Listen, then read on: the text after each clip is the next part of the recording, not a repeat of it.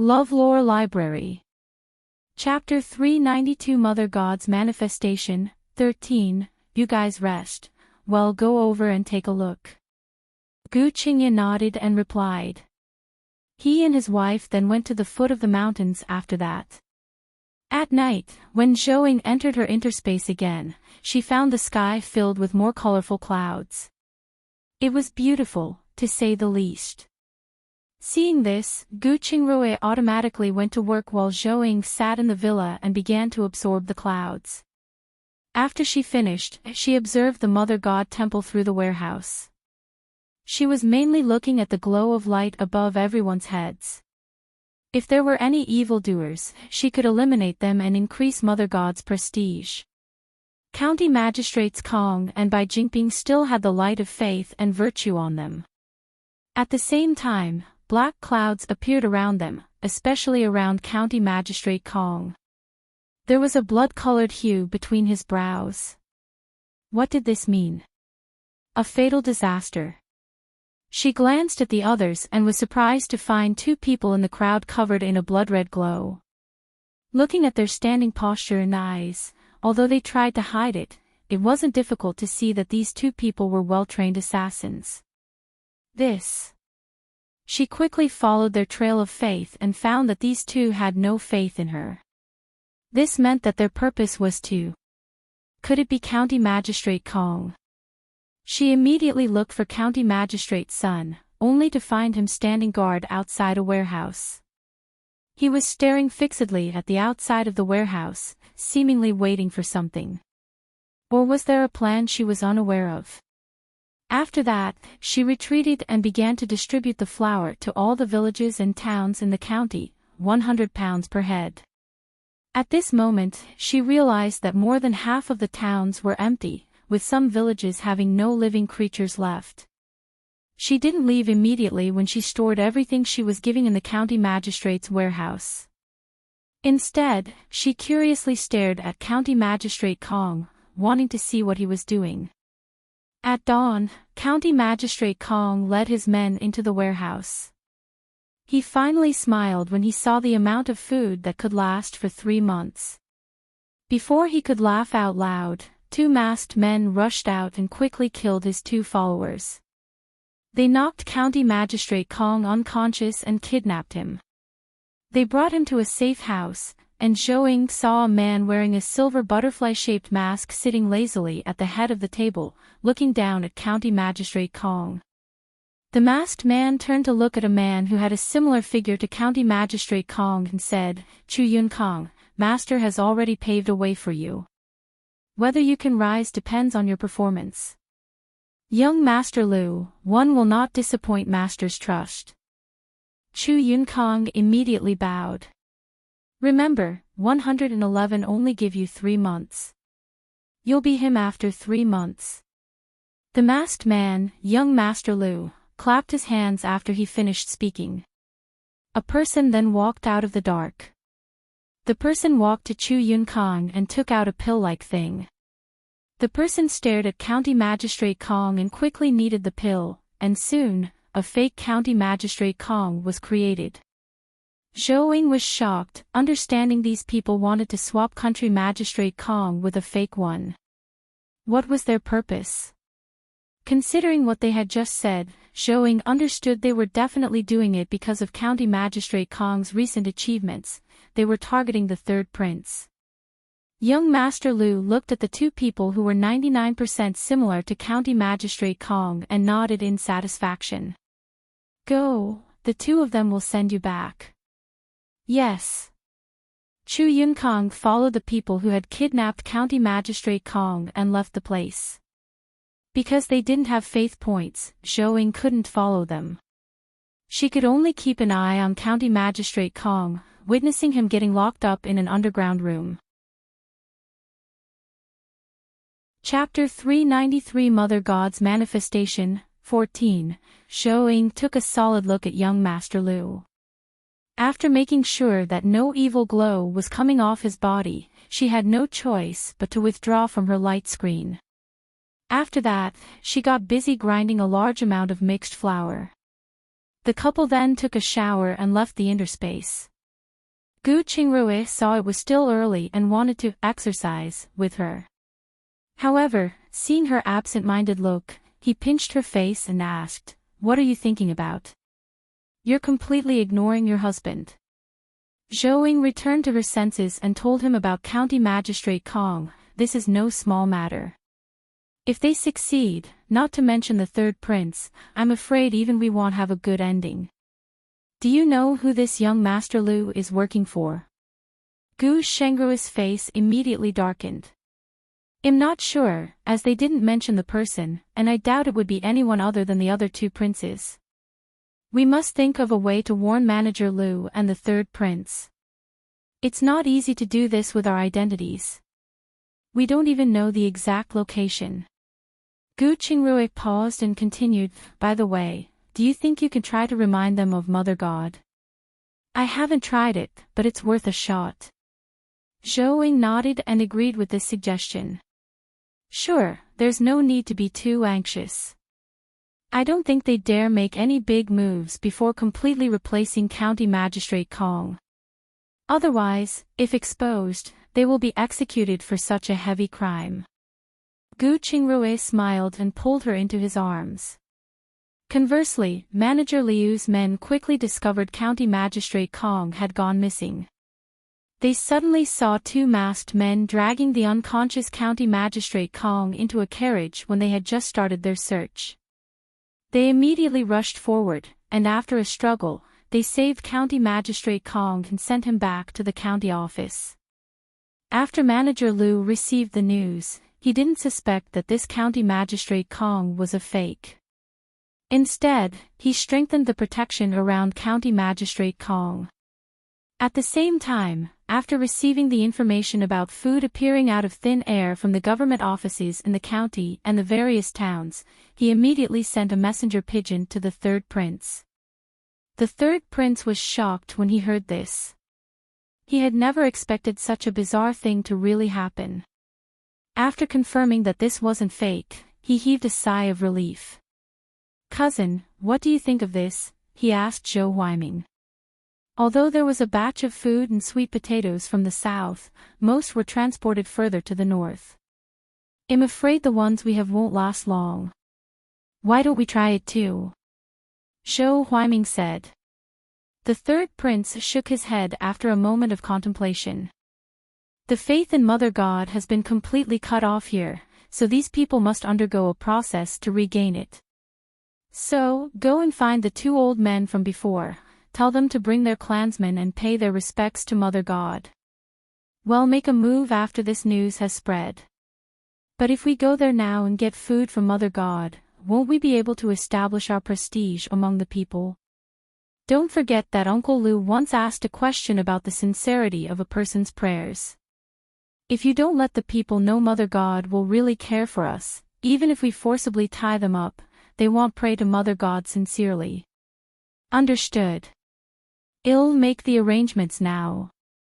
Go now, and check if the Mother God temple here is safe." "Yes." Zhou Huaiming nodded and left. After having breakfast, he brought his trusted aides out and ordered them to scout the Mother God temple surroundings. As for himself, he went to look for the two clan elders. On the other side, Zhou and the others had just woken up when they heard the news that the county had ordered the repair of the Mother God temple. They were immediately overjoyed. This way, the Mother God temple could establish itself in Yunhe County. Chapter 394 Mother God's Manifestation, 15. That night, Zhou found that another Mother God temple was lit up, but she didn't know the specific location, so she just gave them some random things based on the faith points. Over the next 2 days, the faith points there significantly increased. At the same time, 3 more Mother God temples were lit up. Zhou and Gu Qingrui were so busy because of this that they would go to the interspace to grind once they had any time. Zhou was also glad that she had given mixed flour from the beginning. Otherwise, she wouldn't have enough food for everyone. One day, After Zhouing absorbed the thick colorful clouds in the sky, she suddenly unlocked a piece of memory about how to enter a dream, how to use talismans to bless others with peace, and so on. There was, however, little room for blessing someone with pregnancy. First, the couple had to be healthy, and then she had to have control over both the man and woman, as well as their sperm selection, in order to get the woman pregnant. This method depleted not only her faith points but also the couple's merit. Otherwise, predicting whether the child could be conceived successfully was difficult, and it would deplete a family's natural luck. After receiving all this new information, Zhouing was overjoyed. This way, she could spread the news of County Magistrate Kong's kidnapping. After that, she checked the various Mother God temples and finally found the third prince and Heartwarming. Both of them had merit and luck. Especially on the third prince's body, where a solid hue has already formed. The third prince's body was covered in a thick purple aura. At the same time, 3 wisps of black smoke were also invading his body, devouring the purple glow bit by bit. The destined emperor of the Ming dynasty was likely the third prince. She was just unsure which of the other princes was producing the extra black smoke. At the same time, she also realized that the third prince's faith in Mother God was not only thick but also colorful. There was even a little bit of a purple glow in it, which surprised her. She didn't feel any difference when she absorbed it before. She didn't have time to overthink this. She followed their faith and quickly found the military camp. First, she checked the food in the warehouse and was surprised to find only one warehouse that was less than half full of sweet potatoes and dozens of bags of rice. If such a large military camp only had this much food, to be honest, they wouldn't be able to last for half a month, even if they ate sparingly. She thought about the sweet potatoes they were trying to promote. Thus, she gave a new batch of sweet potatoes, harvested over 10,000 acres of land. She also added 100,000 pounds of black flour to the granary and all the existing mixed flour in the space. She also gave away 1,000 pigs and many chickens, ducks, and geese. After that, she gave the third prince 2 dreams. One was of County Magistrate Kong being replaced by a fake, and the other was to remind him to distribute the white potatoes as soon as possible for others to plant. The third prince immediately woke up as soon as she left his dream. After that, he heard the commotion outside and thought something terrible had happened. He quickly grabbed a coat and draped it over his body before running out hurriedly.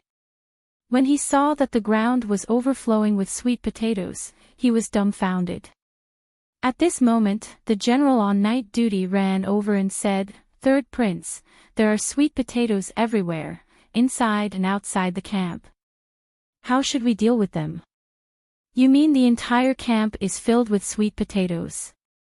"Yes, there are also 2 warehouses filled with black flour, one with meat and the other warehouses with mixed flour. Didn't you notice anything unusual with this much stuff placed in our camp? It was already like this when we discovered it. These things seem to appear out of nowhere." The third prince sucked in a breath of cold air when he heard this. However, after asking around repeatedly, he finally believed that this food was indeed a miracle. This was because no one could make such a big move in his camp without alerting anyone. Chapter 395 Mother God's Manifestation 16. The third prince stared at the field of white potatoes and immediately recalled the kind and dignified female voice in his dream. He suddenly shivered and realized, could she be Mother God? But why did a goddess choose him to promote sweet potatoes? That's not right either. He was carrying this out all along, but due to the lack of seeds, it hadn't gone smoothly. However, with these white sweet potatoes, he could go all out in the future. He thought of the dream of County Magistrate Kong getting switched, and his heart suddenly tightened. Could it be true? When did that happen? Why didn't he receive any news about it?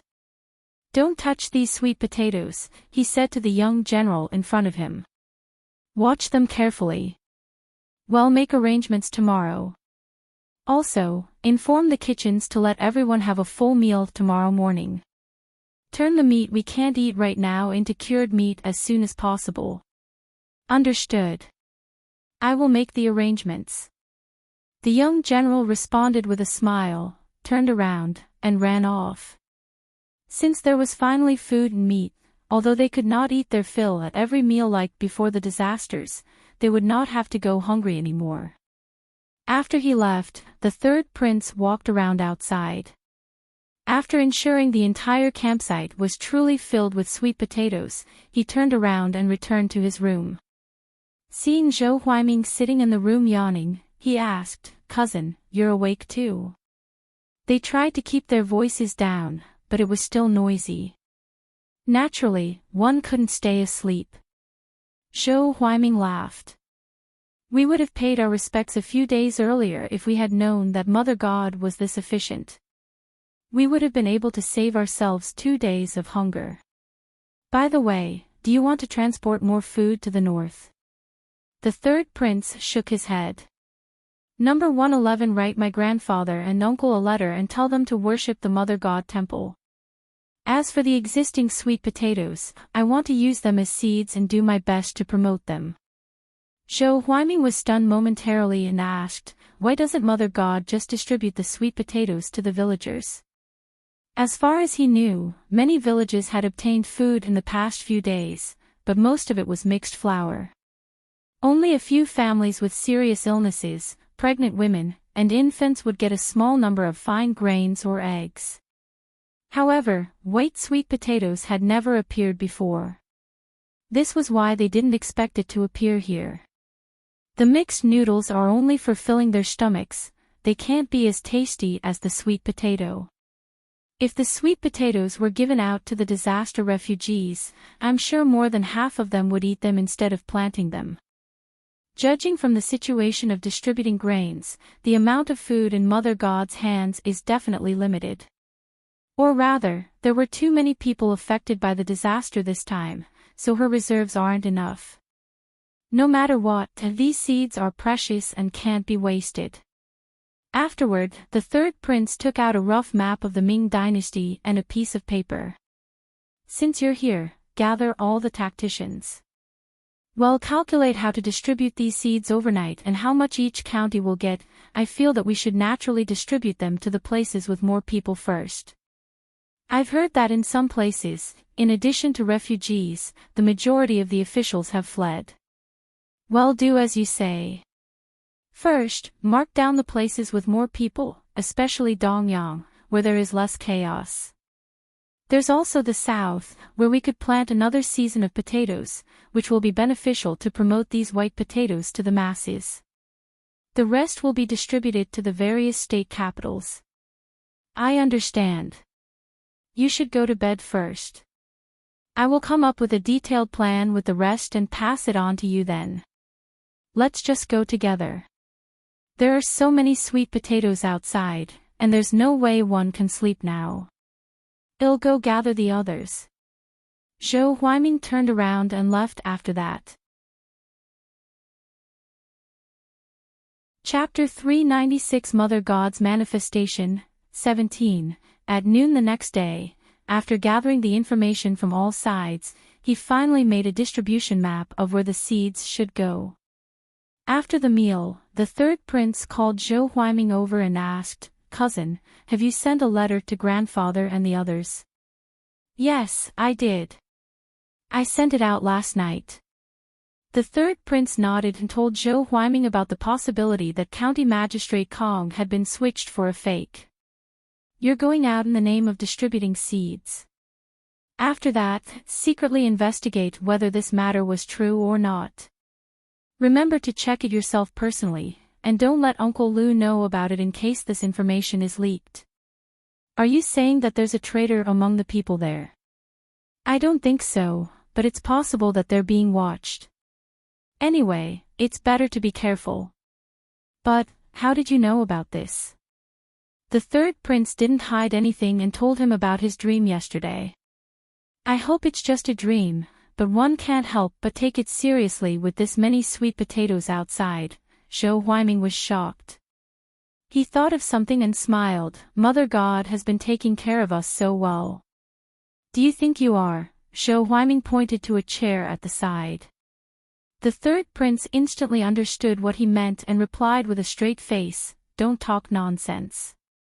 We'll never have a peaceful day if this matter gets out. I understand, but I think it's time for us to fight back," Heartwarming stated firmly. Back then, his aunt had died of illness, and the Zhou family had quickly been suppressed. If it weren't for the imperial court's inability to live without his father and big brother, the Zhou family would have no descendants. He would never forget the hatred in his heart. A murderous look flashed in the third prince's eyes. "Let's deal with the seeds first. I'll tell you when it's time to fight back." Heartwarming nodded and turned to leave. He had someone load the seeds and set off. The third prince took charge and began arranging for the soldiers to ship the seeds by sea and river to the various state capitals. At the same time, he also wrote a memorial to the emperor, explaining the planting of the white sweet potatoes. He also paid for people to start repairing the Mother God temple. On the other side, General Zhou of the border, Zhou Fanghuai, received Heartwarming's letter. After reading it, he was stunned. He called his eldest son, Zhou Huaiyu, over and handed him the letter. "What do you think of this?" "Father, even though Heartwarming is a glutton, and he's a little out of tune sometimes, but he won't joke about this kind of thing, and it's worth noting the third prince is with him. Well, no, once we ask him, and he doesn't need to joke about this kind of thing." Zhou Huaiyu commented excitedly. "Yes, is the Mother God temple on Mount Baiyun still there?" "It's here, but it's so old that it's beyond dilapidated. Send someone to renovate the Mother God temple and send this letter out. If it's really true, we'll go up the mountain to pay our respects." "Yes, I will make the arrangements." Zhou Huaiyu turned around and left after that. On the other side, when Zhou woke up again, she found her room was different. No, it couldn't be said that it was different, but everything was clearer, as if she was looking at everything with a magnifying glass. She got out of bed and walked outside. Looking up at the mountain, she could clearly see every blade of grass and tree. Zhou was initially shocked, but she soon remembered the divine sense mentioned in fantasy novels. She closed her eyes and tried looking around with her mental power. Sure enough, she could see every blade of grass and every tree within a 10-mile radius, with even the fish in the water clearly visible. Zhou then shut off her mental power and opened her eyes. As expected, the ability to see far beyond her views had disappeared, but it was confirmed that her vision was obviously much better than before. "However, I've heard that there are rumors of Mother God in the market, and some of them have already gone to the Mother God temple to offer incense. Did they get anything?" "I'm not too sure. Send someone to investigate and give me a definite answer at this time tomorrow." "Yes, I will make the arrangements." Eunuch Li left after he finished speaking. After the emperor read through the memorial again, he frowned. The promotion of sweet potato plants was a major event in the future. Why did Mother God choose his third son? Was it because he had already been promoting the sweet potatoes before, or was there some other reason he didn't know? Thinking of this, he closed his eyes and rested. A moment later, he opened his eyes and called out the head of the guards, Xiaoheng. He then had them check on the prince's situation. The following day, the emperor had just returned to his study room after the morning court session when Chief Xiao walked in. "Your Majesty, as far as I know, the first and fourth princes received news of Mother God's manifestation 2 days ago. However, they didn't believe it, so they commanded their subordinates to spread the word and allowed commoners, particularly beggars, to go and offer incense. It appears that they have yet to receive a definitive answer." Chapter 398 Mother God's Manifestation, 19, Did it fail? After the emperor heard this, he became thoughtful. It didn't only work for the third prince in the Dongyang province, many others had also been given something for their prayers. So why did it fail in the capital? What was the reason? He picked up the third prince's memorial and read it carefully again. Soon, he focused his attention on two sentences. One was to be pious, which meant that when offering prayers, one had to believe in Mother God wholeheartedly. The second was that Mother God would only care for the genuine refugees and not just help anyone. As for the capital, no matter what, it was still under the feet of the emperor. There were many large families here, and which of them didn't have grain in storage? They all had at least 3 years' worth of grain, so the capital was generally never short of food. It was just that there was a distinction between those better off than others.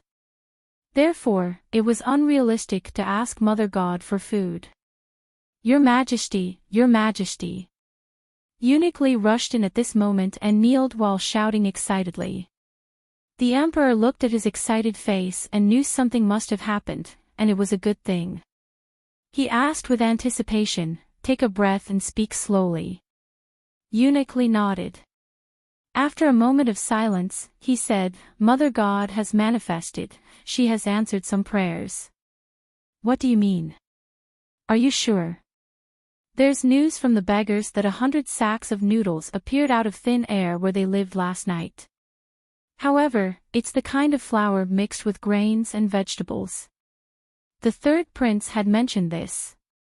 Although it was a little rough, it could help alleviate hunger, and this was also what Mother God had given the most to the refugees. Also, a few families got eggs and noodles. One heard that the white and snowy noodles are better than the fine noodles in the palace. Eunuch Li finished as he took a deep breath. Oh, what kind of family? The emperor asked thoughtfully. They're from the slums. I heard that one of them has a seriously ill family member, and the others either have pregnant women or babies. The ill, pregnant, and baby. After the emperor heard this, he suddenly understood. These 3 kinds of people all needed nourishment, especially pregnant women and babies. They would most likely lose their lives if they didn't eat enough. He thought of something and said to Chief Shao, "Inform the soldiers to go to the slums and inform them that anyone who dares to snatch the food bestowed by Mother God will be killed without mercy." Yes. Chief Shao responded, then left. He almost tripped over the threshold when he went out. He also didn't expect Mother God to really show up and give something to her followers. The emperor's mouth twitched when he saw this, and his heart wasn't calm either. Soon, he thought of what the person had said before, that the first and fourth princes had received some information 2 days ago. "Tell Xiao Detzi to inform the eldest and the fourth to come to my study as soon as possible to see me," he instructed Eunuch Li. "Yes, Your Majesty. I will have Xiao Detzi make the arrangements." Eunuch Li responded, slowly stood up, and left. After he left, the emperor sat on his dragon throne with complicated feelings. Honestly, he was both respectful of and afraid of Mother God. He respected her identity and her kindness. If she had not acted in time, even if the Great Ming could survive, it would at least be in turmoil for a few years, and there might even be a change of dynasty. He also feared her prestige would surpass his, the emperor's, or the entire imperial families. That would pose a threat to his rule. However, the news of Mother God's manifestation spread in the capital and soon reached every corner of the Ming dynasty. It was too late for him to stop it now, so the only thing he could do now was to pay his respects. Chapter 399 Mother God's Manifestation, 20. The word respect sounded simple, but there were many ways to do it, and there were also different levels of respect. From the looks of it, Mother God was much more helpful to the people than Buddhism. At least she would help when something happened. Thinking of this, he suddenly had an idea. Since he couldn't afford to offend Mother God, he would flatter and worship her with the people. It would not only prevent him from garnering the wrath of Mother God but also win the people's hearts. In a short while, the first prince and the fourth prince arrived one after another with their foreheads covered in sweat. After the emperor had someone serve them tea, he asked, "Have you heard about the Mother God's manifestation?" "I heard about it, but only the beggar was given mixed flour. The others were given very little." The first prince nodded. "Yes, many people are dissatisfied now. They say that Mother God is treating them differently," the fourth prince chimed in. "I heard that you received the news 2 days ago. Don't you know the reason why Mother God treats them differently?" the emperor asked after taking a sip of tea. When the two brothers heard this, they looked at each other and panicked. They immediately got up and kneeled, saying the same thing, "Father, we did receive the news, but we didn't believe it at first. That's why we spread the word and let people try it." Although their words were slightly different, they all had the same meaning. The emperor nodded in satisfaction, and his requirements for his sons were low. As long as they did not lie to him, he was pleased. "You may rise." "So, do you know the reason?" "I have some guesses." The fourth prince immediately chimed in and told the emperor about the speculations he had heard from Dongyang province. The emperor nodded. "Your third brother also thinks so. He has put it into practice, and it has worked." After he finished, he handed the third prince's memorial to them and said, "You guys take a look." "Yes." After the first prince received it, he read it carefully before giving it to the fourth prince. However, his expression wasn't good. After reading it, the fourth prince was shocked, as he didn't expect Mother God to give his third brother this many things. The emperor looked at their expressions and knew their people had not passed on the news to them, and he was immediately satisfied. Otherwise, he was afraid that his reign as the emperor would be coming to an end. At the same time, he decided to send 2 people to Dongyang province to investigate what they were up to. "What are your thoughts?" he asked. "Father, in my opinion, Mother God is a caring and loving goddess. We should vigorously promote and worship her." The first prince bowed. The fourth prince was stunned momentarily, but he quickly understood what he meant. Since his father had already read the memorial, he knew everything and had made his decision. At this time, they had to raise Mother God's status and weaken their third brother's achievements. Otherwise, if they were to suggest downplaying or sabotaging the third prince, it would just give them a reputation of pettiness and disgust their father. After that, he agreed, saying, "Father, one have a suggestion. Since third brother can get the seeds, why don't we hold a large-scale worship ceremony? With your status as the emperor, wouldn't we be able to get even more and better seedlings?"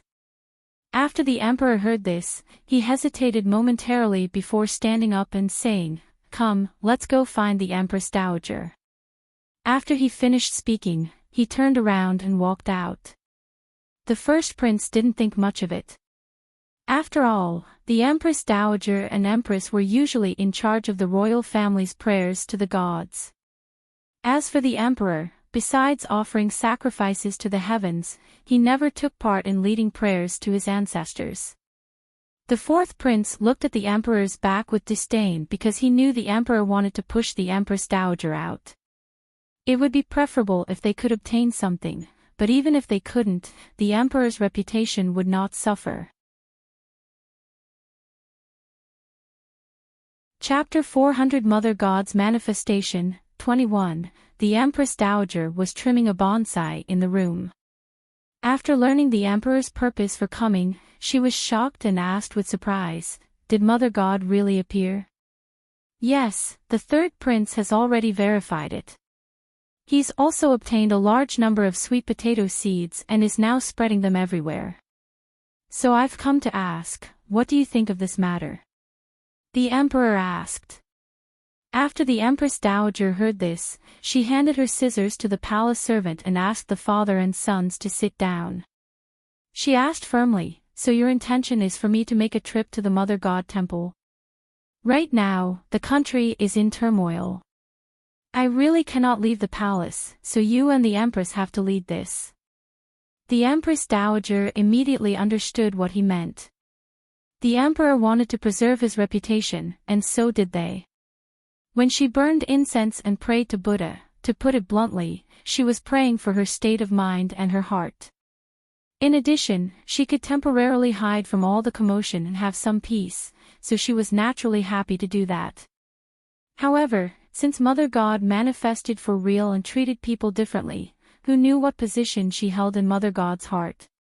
What if Mother God didn't appreciate her prayers? However, the Emperor's reputation had to be protected. She sighed and replied, "Originally, I shouldn't have rejected this, but my body has not been healthy recently. Otherwise, I wouldn't have personally repaired the potted plants in my room.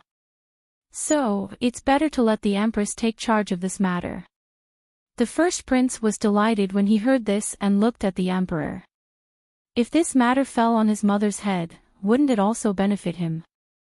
Since his third brother could get the white sweet potato seeds, he should get something better. The fourth prince, however, revealed a mocking expression in a place where no one could see. The Emperor was slightly disappointed but still asked, "Mother, have you called for an imperial physician?" "I did, and it was Dr. Zhou.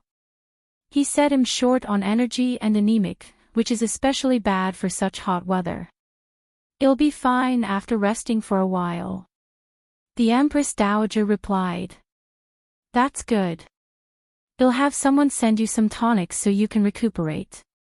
If you feel any discomfort, remember to let me know." The Empress Dowager smiled and nodded. "Mother's illness is not worth your concern.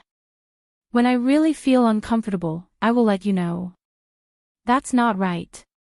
You are my backbone, so whether it's a serious illness or a small matter, you shouldn't hide it from me." Okay. By the way, have you guys had breakfast? Do you want to stay and eat?" "No, we still have to go to the Empress place. The worship of Mother God has to be done as soon as possible." The Emperor stood up and said. Seeing this, the Empress Dowager did not keep them.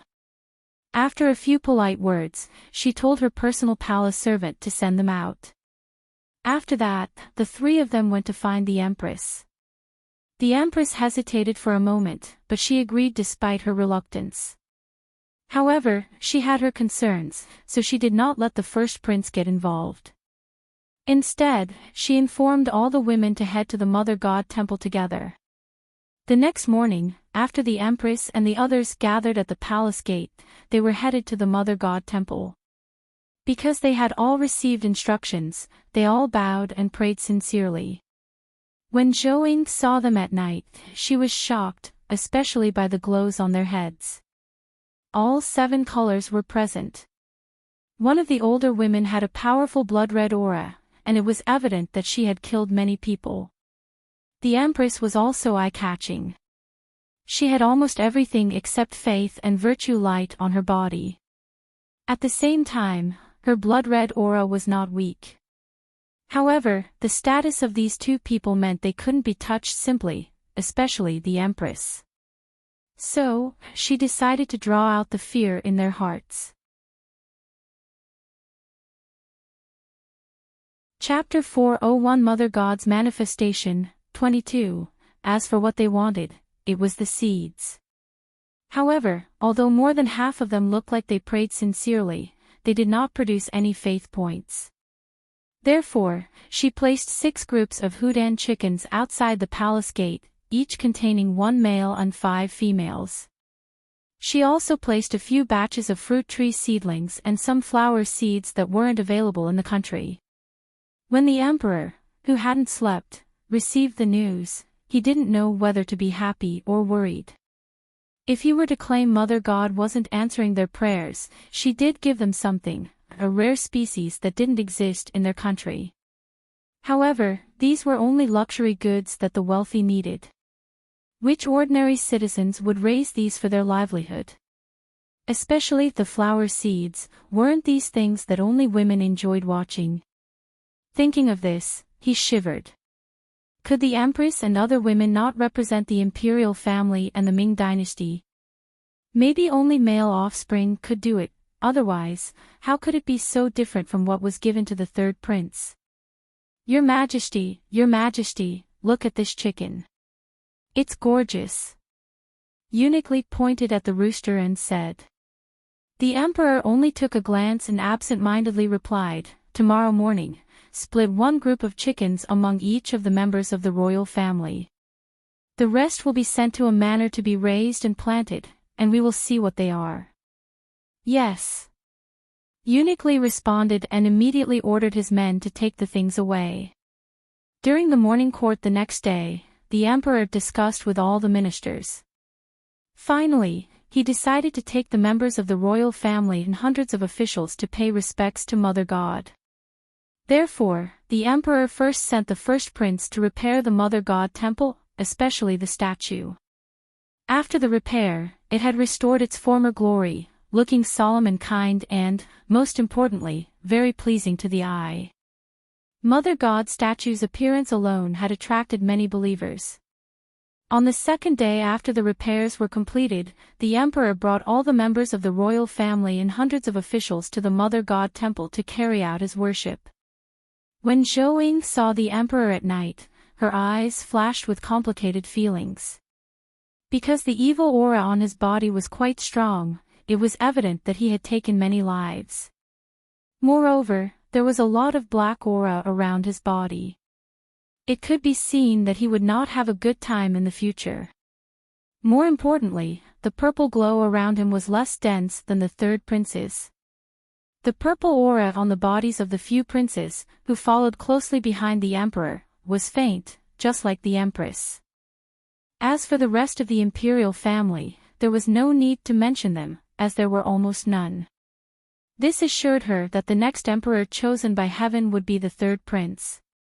So, in order not to cause trouble for the third prince and for the country to recover quickly, this time, she gave him high-yield wheat, high-yield cabbage, and radish seeds. The main thing was that these seeds could be planted in the empty land in the north as soon as possible. Moreover, these plants had already been planted, so there was no need to promote them further. The next day, the emperor and the officials looked at the piles of wheat seeds inside and outside the courtyards, and they got so excited. They needed wheat seeds the most because their previous batches of seeds were destroyed by 2 years of drought and they could hardly grow again. Your Majesty, there is a letter here. At this moment, a guard walked over with a piece of paper. Oh, bring it up. The emperor stood up in excitement. Eunuch immediately ran over to take the letter. After confirming there were no problems, he handed it to the emperor. It was printed in traditional Chinese, and the content was about how to grow these winter wheat, cabbages, and radishes reasonably and scientifically. After reading it, he passed it to the officials and laughed. I'm sure with the new planting method of these seeds, our Ming dynasty will be able to recover half of its vitality after the wheat harvest next year. Chapter 402 Mother God's Manifestation, 23, The Emperor is Wise. Long live the Emperor, long live the Emperor. The officials immediately saluted and flattered him. I must thank my beloved ministers for your support, the emperor laughed. Afterward, he looked at his uncle and said, Imperial uncle, 111 have to trouble you to make a trip to personally distribute these seeds. There's no grain shortage in the capital at the moment, so we only needed to keep some seeds. The rest will be distributed to the places where the third prince's white sweet potato has not been promoted to. This way, production can be restored as soon as possible, and the refugees can return home as soon as possible. I will heed your orders. The sixth imperial king immediately stepped forward to heed this order. Although this task was slightly heavy and cumbersome, it had great significance, and he was quite willing to do it. It could also increase the prestige of his King Xian's residence. Remember, it must be a fair and just distribution, and you don't have to give face to anyone. In addition, he'll send 5,000 soldiers to escort these seeds. Thank you for your understanding, Your Majesty. The sixth imperial king responded and retreated. As this matter passed, the following memorials were filled with bad news. Most of them were about revolts and riots in various places. This time, the emperor sent out the first and fourth princes. After giving them each 10,000 soldiers, he had them organize the garrison troops in various places to suppress the rebellions. Those who surrendered would be pardoned immediately, and those who stubbornly resisted would be executed on the spot. At the same time, they rebuilt all the Mother God temples. Then, he asked the people from the Ministry of Works to expand and increase the number of Mother God temples outside the capital, making it more convenient for people from all sides to pay respects. After the court session, the emperor received a memorial from Zhou Fenghui through Chief Shao. After learning that Mother God had settled the military provisions for the second half of the year, he was finally relieved. Thus, he sent an imperial edict to the southwest general, the empress brother and the Marquis of Dingan, asking them to request military provisions through the Mother God Temple and build more Mother God temples in various parts of the southwest as soon as possible. Suddenly, Mother God temples were everywhere, and Zhou was so busy that she could only sleep 5 or 6 hours a day. Fortunately, she no longer needed to absorb the faith manually as it would go directly into her body. Nearly a month passed, countless Mother God temples were erected throughout the country, and the incense offerings were becoming more frequent. However, Zhou did not give them any food whenever the rioters or insurgents asked for food. Also, most people who once ate human flesh started to have an illness. She executed them and then told the local officials in their dreams to burn the bodies. Her action helped King Xian a lot. Many people who initially didn't want to go back to suffer the riots and cannibals returned to their hometowns to farm after that. The Ming dynasty had also temporarily settled down. However, the Liao dynasty in the north, the western Xia in the west, and the east provinces on the island in the east were still in deep waters and suffering. Knowing that the Ming dynasty had food, they immediately launched a war to snatch it. However, the Ming dynasty was now strong and robust, so the aggressors were the ones exhausted from the war. These countries didn't gain any advantage but were unwilling to retreat, so the stalemate continued. On the other hand, because livestock farming was the Liao dynasty's primary food source, they didn't even have anything to eat, as most of their animals were frozen to death. This was why they had to fight even to their last breath. In the end, they were still defeated. The general in charge watched as the soldiers became weaker and their morale lowered. Seeing that they were already at the point of life and death, he braced himself and looked for their eldest prince. "First prince, we can't continue fighting this war. Otherwise, if we lose people, our country will be occupied. What can we do if we don't fight? We don't even have any animal fodder to eat. How are we going to survive? Didn't the Ming dynasty benefit from Mother God because they worshipped her? Can't we worship Mother God too?" Also, she could give him high-yield seeds if they withdrew their troops. When the first prince woke up the next day, he gathered all his generals for a discussion and decided only to leave one of his greatest generals to guard the border. He personally drew a portrait of Mother God and brought it back to the capital. After that, faith in Mother God grew throughout the Liao dynasty, and Zhou stood firm in her promise.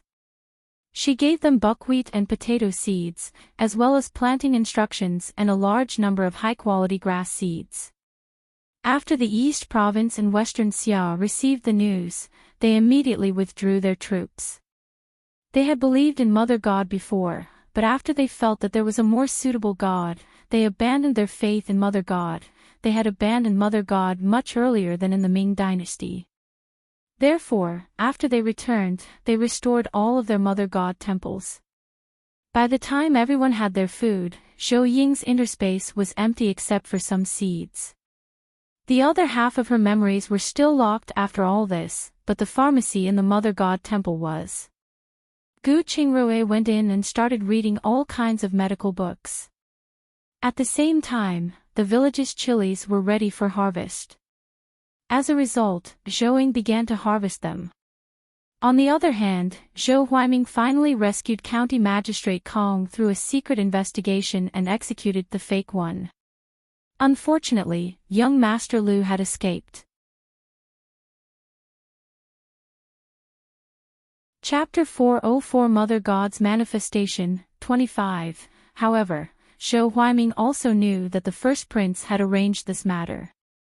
Therefore, he had deliberately leaked the news to the people the emperor had sent to investigate the first and fourth princes. After the emperor received the news, he was furious. No matter what, County Magistrate Kong was an official appointed by the imperial court, so how dare the first prince harm him? As a result, the first prince, who had just returned to the capital after pacifying the rebellion, was grounded for 3 months and had his salary suspended for 3 years. At the same time, the empress was also grounded for 3 months.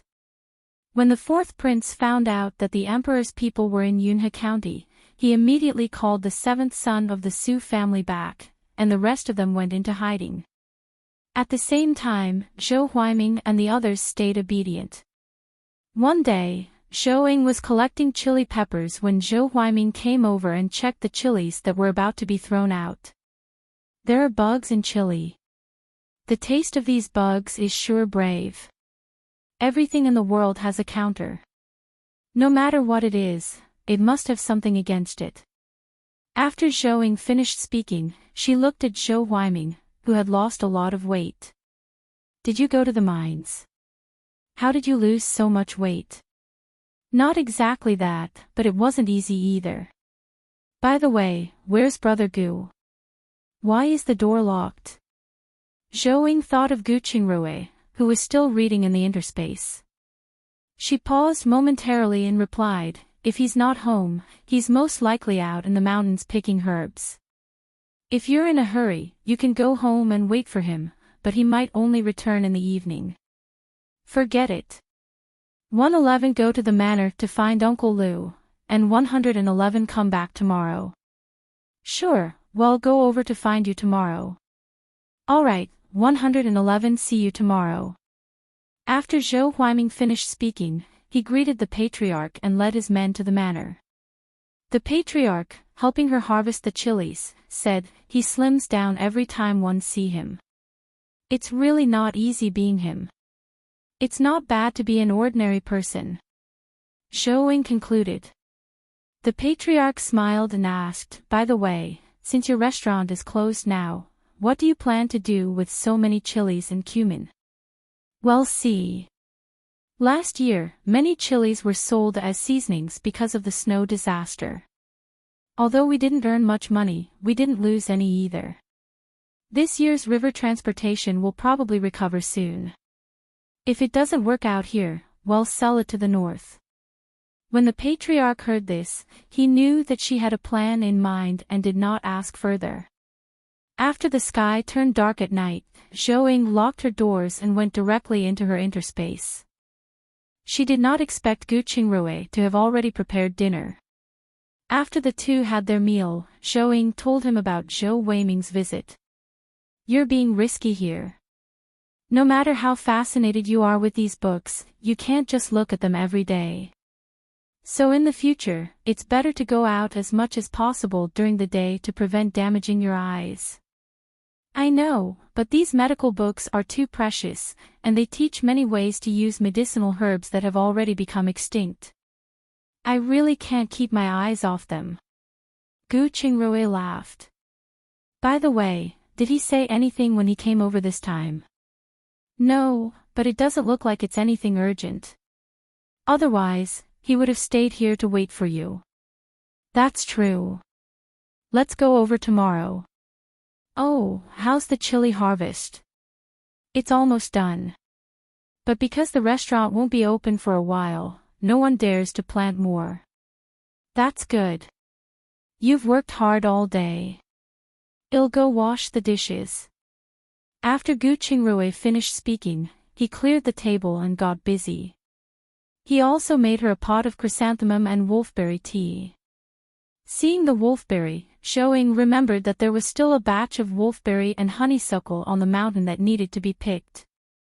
After drinking 2 cups of tea, she collected all the mature medicinal herbs on her mountain and handed them to Gu Qingrui to process. Later, she turned around and walked to her warehouse. Follow current novels on top novel full. CM. Chapter 405 Ripened white sweet potatoes. After processing the people's prayers, Zhou collected all the sweet potatoes from her grassland and planted some taro and more potatoes. Lastly, she hunted a few fat wild ducks and baked them into beer-roasted bucks in her oven.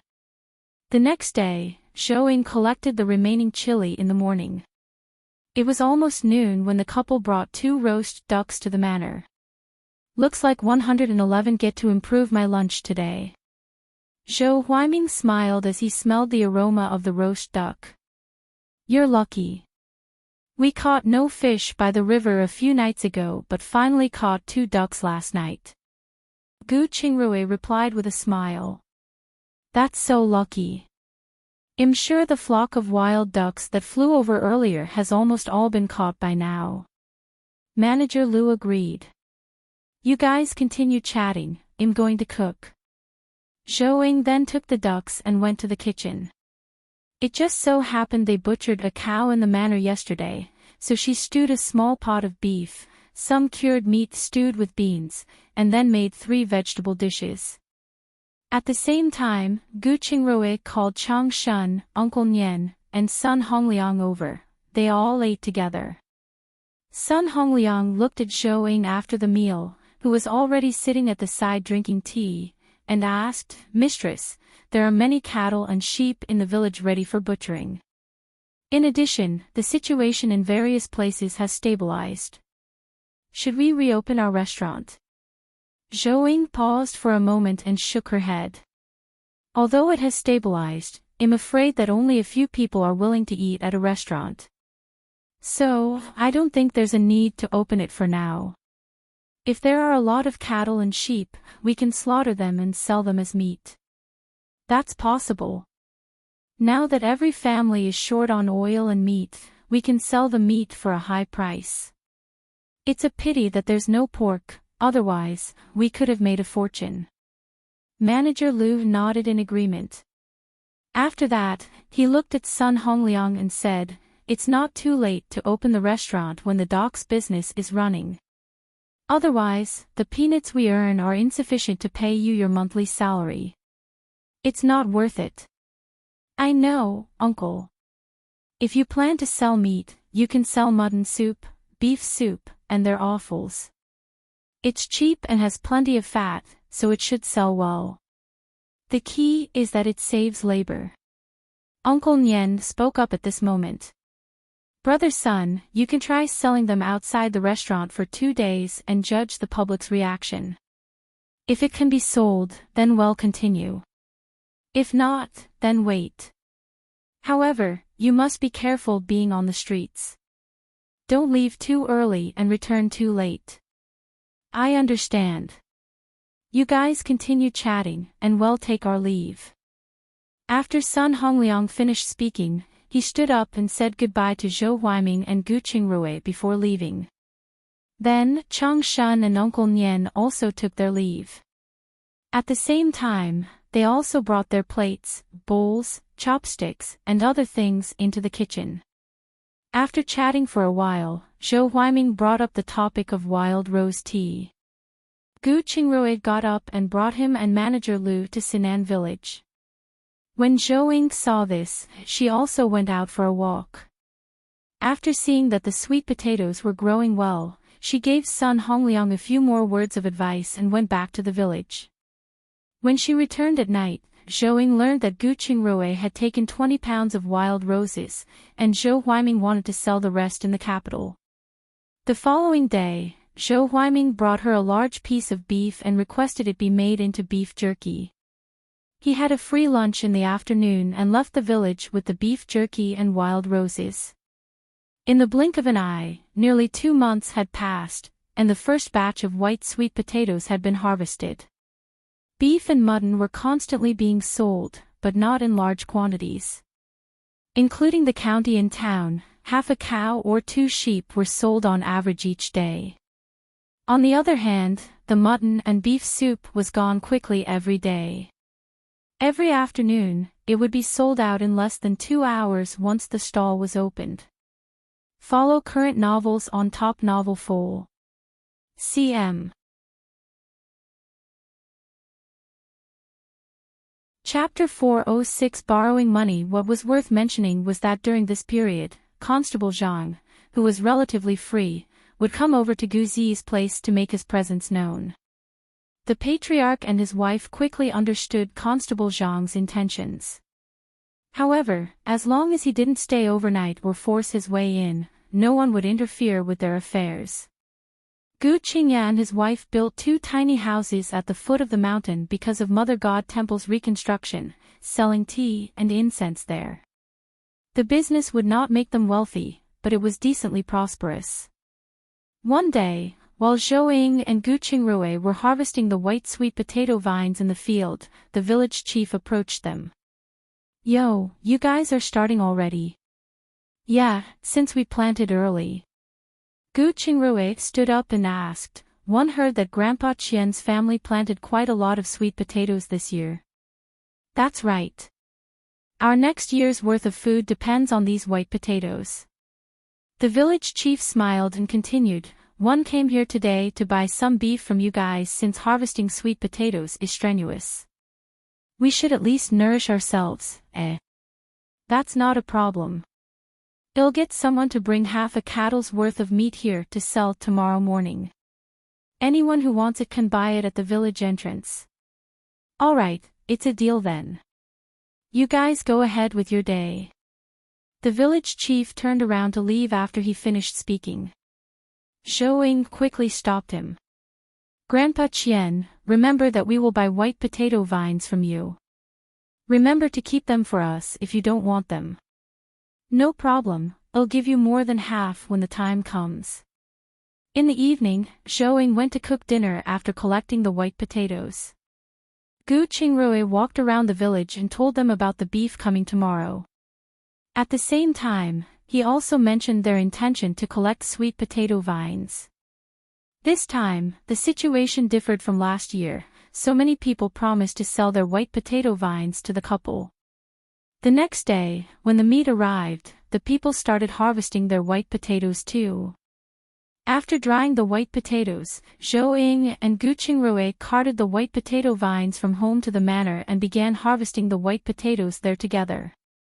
Because they were planted at different times, it took them a month to harvest everything. After all the seeds were collected, County Magistrate Kong collected the excess and distributed it to areas with fewer seeds. After they were completely done, river transportation also officially began. Those who were coming to the villages to collect white sweet potatoes were the first to come by boat. Apart from the families in Shanghe village who had sold some, the other families would rather sell their children than white potatoes after the famine's devastation. Also, Zhou Ying took the opportunity to sell a batch of cattle and sheep. When she had just received the money and had not even warmed it up, Father Gu came to them to borrow money. Gu Qingrui looked up at him and asked, "Father, are you considering buying a boat?" "Yes, now that everything is going well, it's time to get a new customer base. I want to take the opportunity to strike and snatch some customers before others can." Father Gu nodded and explained his reasoning.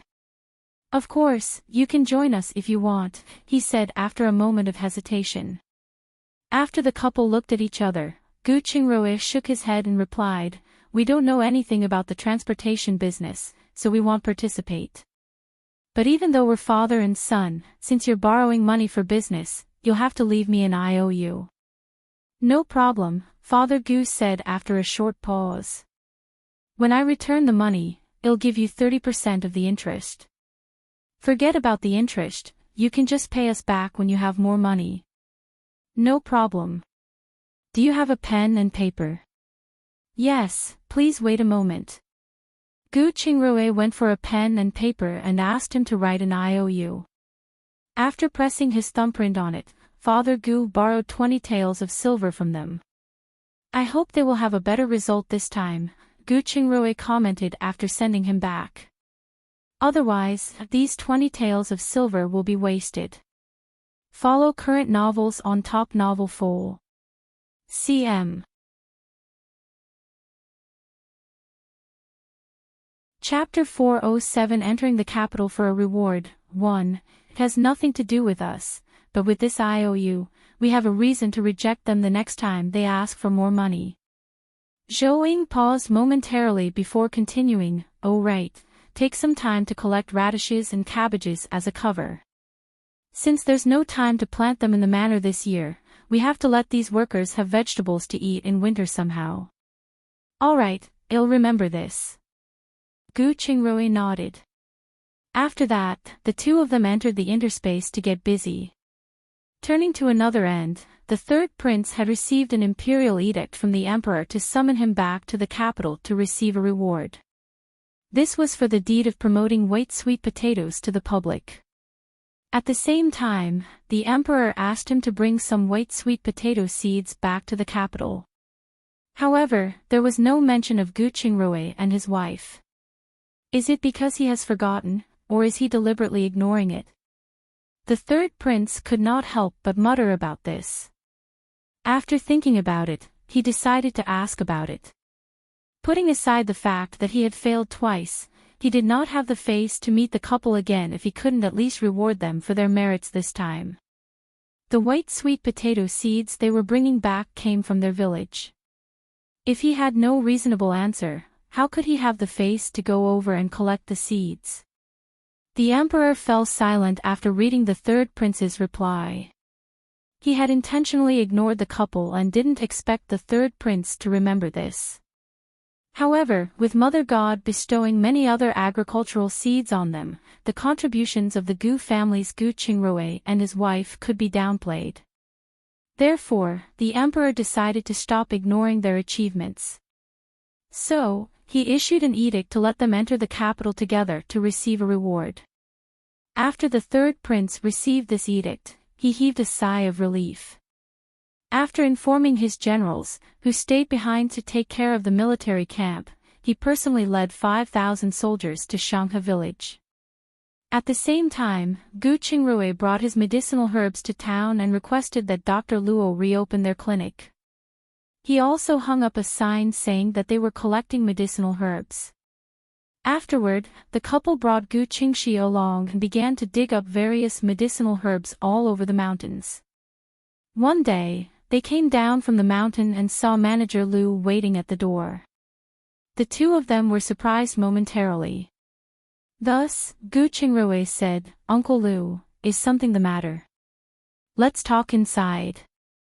Manager Lu looked at the people on the street and hesitated. Gu Qingrui heard that and went inside with the medicinal herbs. Chapter 408 Entering the Capital for a Reward. 2. I'm afraid it won't do. The imperial edict mentioned you too, so you have to go dash. Besides, don't you want to eliminate your sinful statuses? This is the best opportunity to do so. Although Manager Lu didn't outright mention the absoluteness of this mandate, his tone made it certain.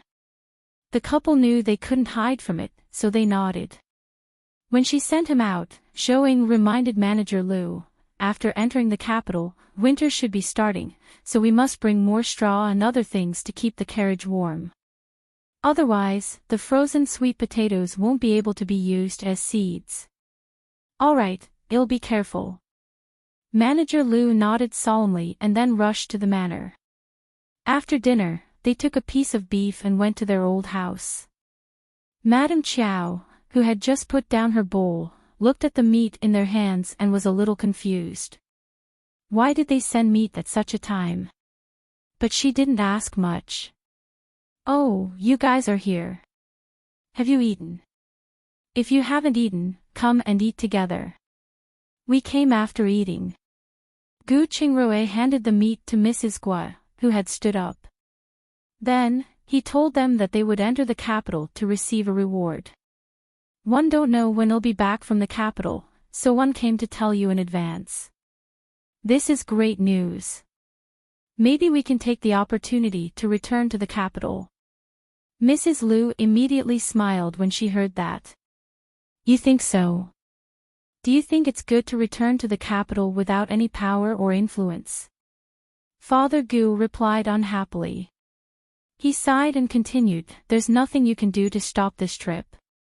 Since you two are going with the third prince, be sure to follow him and not act on your own. In addition, you must be careful of the first prince's people and stay away from the fourth prince's men.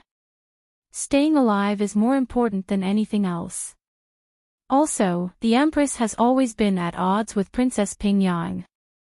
Naturally, she wants to eliminate our Gu family as soon as possible. Try not to get in touch with her if possible. Second Uncle Gu echoed. Madame Qiao nodded in agreement. Indeed, the capital is a sinkhole. You must be careful. If there's something you can't avoid, look for concubine and I saved her life when one was young, and we got along quite well. She and the Empress Dowager are cousins and have always been very close. At a critical moment, she can protect your lives. However, you can't use it simply because it's likely that she will do what you ask her to do to repay this debt. Why didn't you use it when we were kicked out? Mrs. Liu asked indignantly. If they had used it back then, would they even have lived such a miserable life in this remote place? Do you think concubine and would dare defy an imperial edict? If the emperor wants to sack us out, it would be useless even if we have the Empress Dowager on our side. Madame Qiao answered unhappily. She hesitated and continued, when you reach the capital, go to the Ministry of Revenue's Yang family and see your aunt and see how she's doing. If they're not doing well, bring them back. Also, that uncle of yours is on the first prince's side. You must be careful. Father Gu quickly added. I understand. If it doesn't work out, well, bring auntie back. Gu Qingrui nodded. After that, they chatted for a while more. However, most of the time, it was Father Gu and Second Uncle Gu analyzing the capital's political situation. Zhou also knew that her father, Headmaster Zhou, was the father-in-law of the fourth prince on the surface but sided with the emperor. After chatting for a while, the two bade farewell. When they returned home, the village had already quieted down. They locked their doors and brought Heir Zhuang into the interspace. After finishing the work in her interspace, Zhou took the opportunity to put all the fish, aged about a year old, into the river outside the village, then began packing her luggage. Follow current novels on Top Novel Fole. CM. Chapter 409 Entering the Capital for a Reward. 3. Because they had been holed up at home for the past few years, they had no decent clothes. Zhou had no choice but to take out the best cloth in her interspace and use the sewing machine to make 2 sets of winter clothes. She made 2 more cloaks. The outer layer was made of dark satin, and the inner layer was made of a thin quilt made of silk. Of course, the opening at the bottom was open and could be replaced with a thicker one at any time. After they were done, it was already late at night, so the two slept in the interspace. The next day, they woke up early and brought Heir Zhuang to the manor. They reviewed the number of sweet potatoes they were bringing along with Chang Shun and started loading the carriages when Manager Liu arrived. They were busy until evening. Manager Liu found the two and said, "You two go home and pack up, and we will leave after breakfast tomorrow. Remember to patch up your carriage with your own bedding. According to the third prince, we will be camping in the wilderness on the way to the capital." Understood. After we leave, please take care of the manor and the restaurant, Uncle Liu. Zhou nodded. I will. Be careful, you two. Listen more and talk less when you reach the capital. Sorry to trouble you. Zhou Ying nodded. Afterward, she gave some additional instructions to Sun Hongliang, Chang Shun, and Uncle Nian before returning to the village.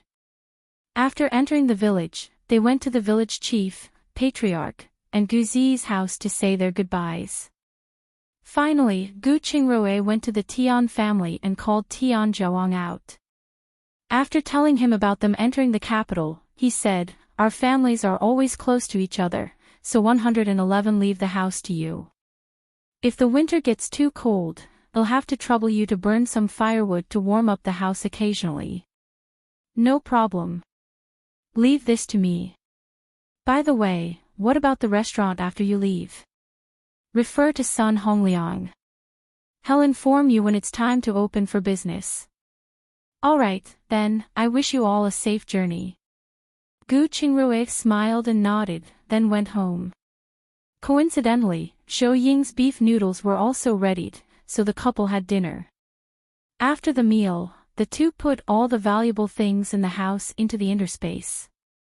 As for Heir Zhuang, they decided to put him in the interspace so that he wouldn't have to suffer with the others. The next morning, they took 2 sets of thick bedding, their luggage, a large bag of beef jerky, some dried vegetables, and a bag of meat floss made from beef and rushed to the manor. Halfway there, they bumped into Father Gu and second Uncle Gu. The two of them took out a big bag of vermicelli and handed it to them. "There's nothing better at our home now. One hope you two don't mind the shabbiness." "How can that be? This is good stuff."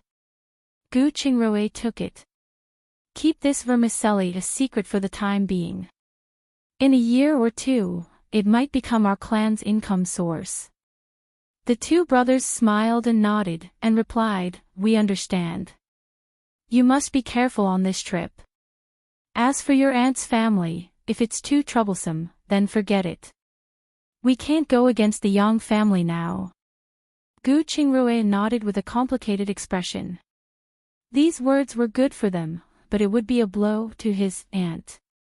However, he also knew Father Gu and the others' intentions, so he did not say anything. After exchanging a few polite words, he set off. When they arrived at the village entrance, the village chief gave them 20 boiled eggs, and they received a cooked rooster from the patriarch. At the same time, he gave a firm reminder. Especially the patriarch, who repeatedly emphasized that it was good as long as they returned safely. With this delay, by the time they reached the manor, Manager Liu and the others were almost ready. Finally, the couple collected a large pot of stewed beef from Almost Nian and set off with Manager Liu's convoy. Follow current novels on Top Novel Fole. CM. Chapter 4:10 Entering the capital for a reward. 4. When they arrived at the town, the third prince had already arrived outside the city and was in the midst of giving orders to County Magistrate Kong. After they finished speaking, Gu Qingrui exited the carriage and greeted them. Afterward, he followed behind the third prince's carriage and set off. Because they were using mules to transport the sweet potato seeds, their journey was decently paced. By the evening, they had already reached the border of Dongyang province. After setting up camp, the third prince found the couple and said, "I'm sorry, but because of the limited tents, you can rest in my tent, and I'll rest in my study." "How can that be?" You don't have to be so polite. Once we leave Dongyang province, our journey will speed up. As for your horses, you don't have to worry about them. Someone will help you feed them." "Alright, well listen to you." Gu Qingrui nodded. "By the way, we have a lot of cooked food in our carriage. Do come and eat with us later." Zhou Ying offered. Yes. There's a cooked rooster and a jar of stewed beef. We can't let it go bad, so do come and eat with us." "I won't stand on ceremony then." When the third prince thought of Zhou Ying's cooking, he salivated a little. He nodded and replied, "All right, I'll get them to send some more dishes later." After the third prince said that, he brought them back to his tent. After confirming their tent's location, Gu Qingrui brought his bedding over. At the same time, he called someone to bring all the food down from their carriages except for the beef jerky.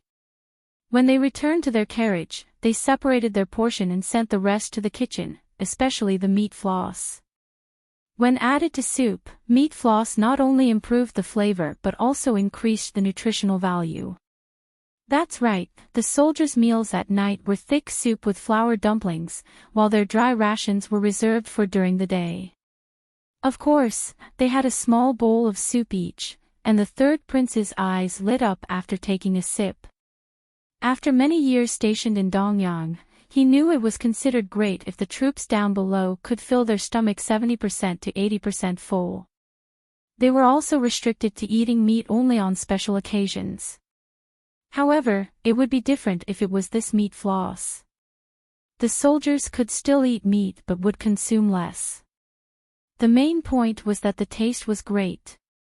He hesitated momentarily and asked, "This meat floss is a good thing for our troops. One wondered if you can sell me the recipe." Zhou Ying shook her head and said, "You're too polite. There's really nothing challenging about this meat floss recipe. Roast the meat after preparing it in the same way as you would for stew. The only difference is that the meat floss must be beaten while roasting until it becomes meat floss." The third prince nodded in understanding. "When you're free, I'll have to trouble you to teach my chefs." "No problem. I'll teach when I have the ingredients." Zhou Ying nodded. At night, because he was in the military camp, Gu Qingrui did not enter Zhou Ying's interspace. Instead, he stayed outside to read his medical scriptures. After Zhou Ying finished her work in her interspace, it was already past midnight when she came out. Perhaps she was not used to sleeping in the wild, she subconsciously spread out her spiritual sense to confirm her safety.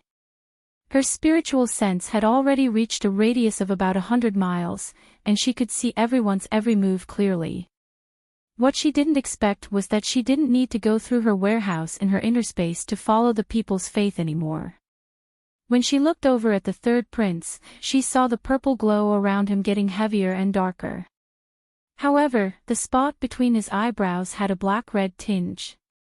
This was a sign of a crowning calamity. Follow current novels on Top Novel Full. CM.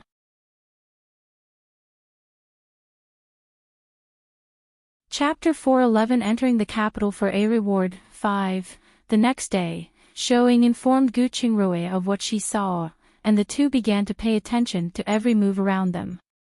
Especially Zhou Ying, who had been staring at her surroundings because she knew they would not have a good time if anything happened to the third prince. They had to do their best to ensure the safety of the third prince. For the next 3 days, everything went smoothly.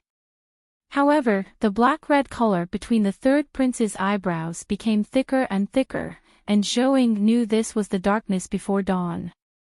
One night, they decided to camp on the outskirts of a village. After the soldiers stopped, a portion of them immediately began setting up camp while their captains went to a well in the village to fetch water. After Zhou Ying settled down, she saw a mountain nearby and wanted to know if she could find wild food to eat. She couldn't take it anymore if all she had to eat daily were dumpling soup and black steamed buns. She immediately discovered something wrong when she spread out her spiritual senses to look at the village. Firstly, there were too few people. There were only a dozen families, but this wasn't what triggered her suspicion. What alerted her was that these people's houses were very run down, which meant they were not rich. However, there were rice and black noodles at their homes, and they all looked very strong.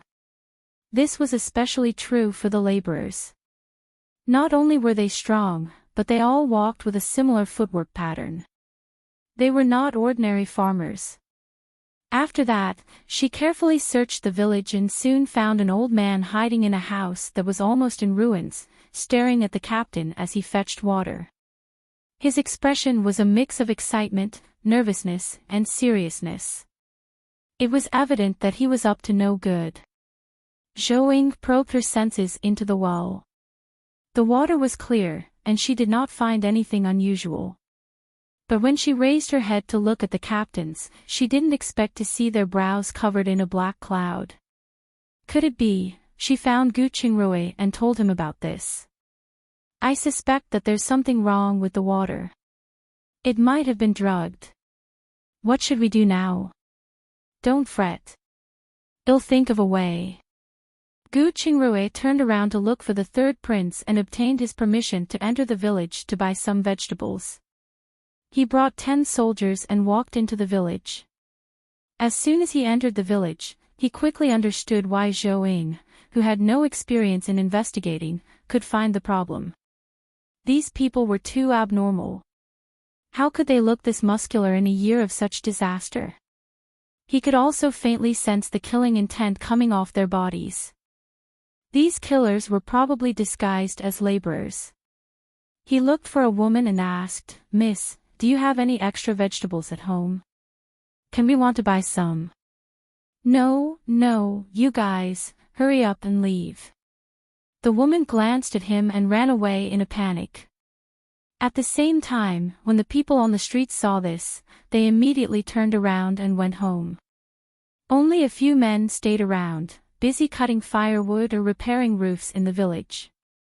The woodcutter was cutting his wood earnestly, but the roof repairman didn't look like he was even doing a good job. He didn't even look like a person who was used to this kind of work. After confirming his guesses, Gu Qingrui turned around and said, "Fine, since they don't welcome us, let's hold on to our rations for a few more days." After saying that, he led the group of soldiers back to the military camp and told the third prince about the abnormality in the village. "I'm afraid they are bandits from the mountains, so we must be careful. Just in case, I'm afraid the well water we drew can't be drunk. I have to go and check it out." The third prince turned his head to look at the village, then at carriages filled with sweet potato seeds. He nodded and said, "There's nothing wrong with being careful. Go ahead." "Yes." Gu Qingrui replied and turned to go to the kitchen. When he saw them pouring water into the pot, he immediately stopped them. Wait a minute. Follow current novels on Top Novel Fole. CM.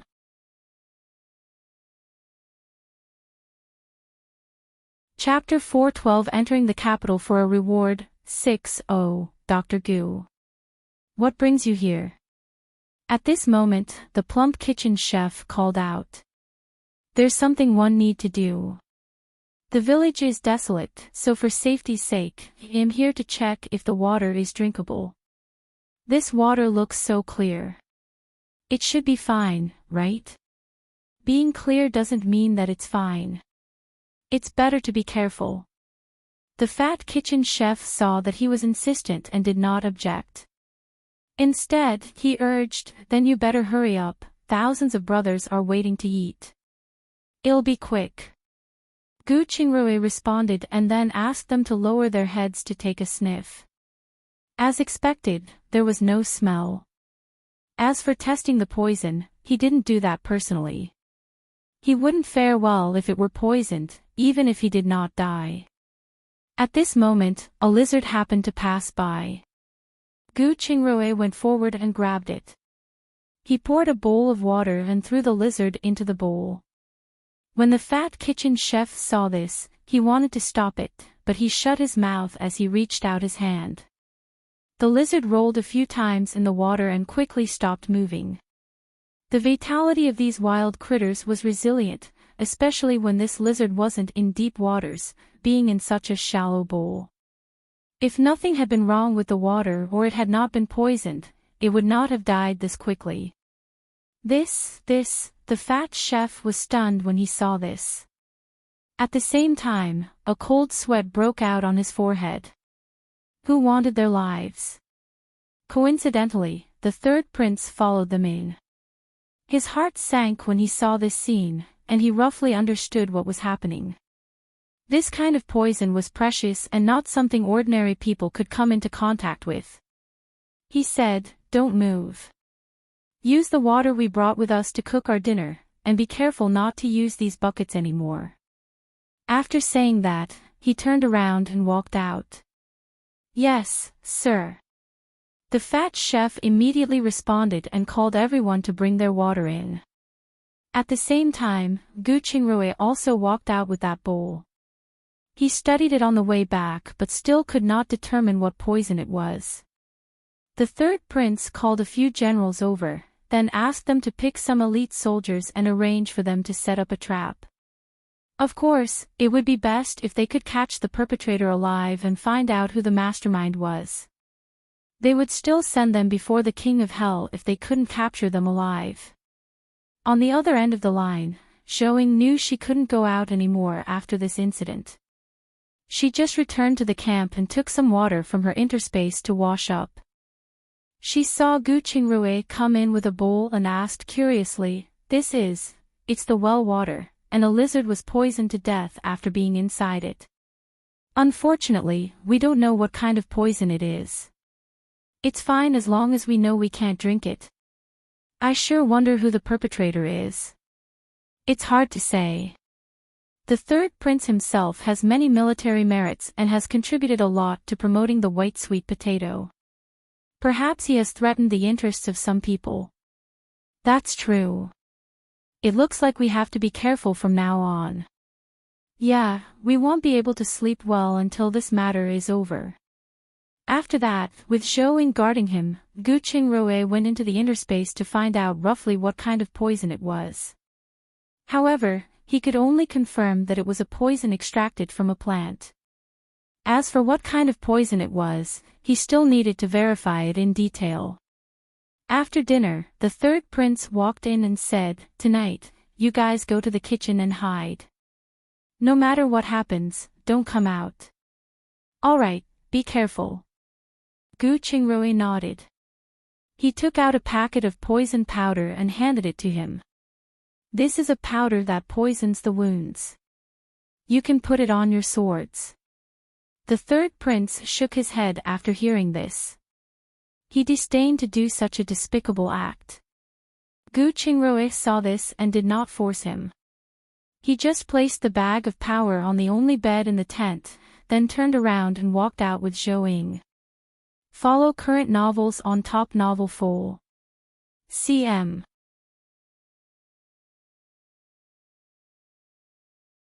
Chapter 413 Entering the Capital for a Reward, 7. However, in the dead of night, the couple sneaked back to the back of the main tent and waited for those people to appear.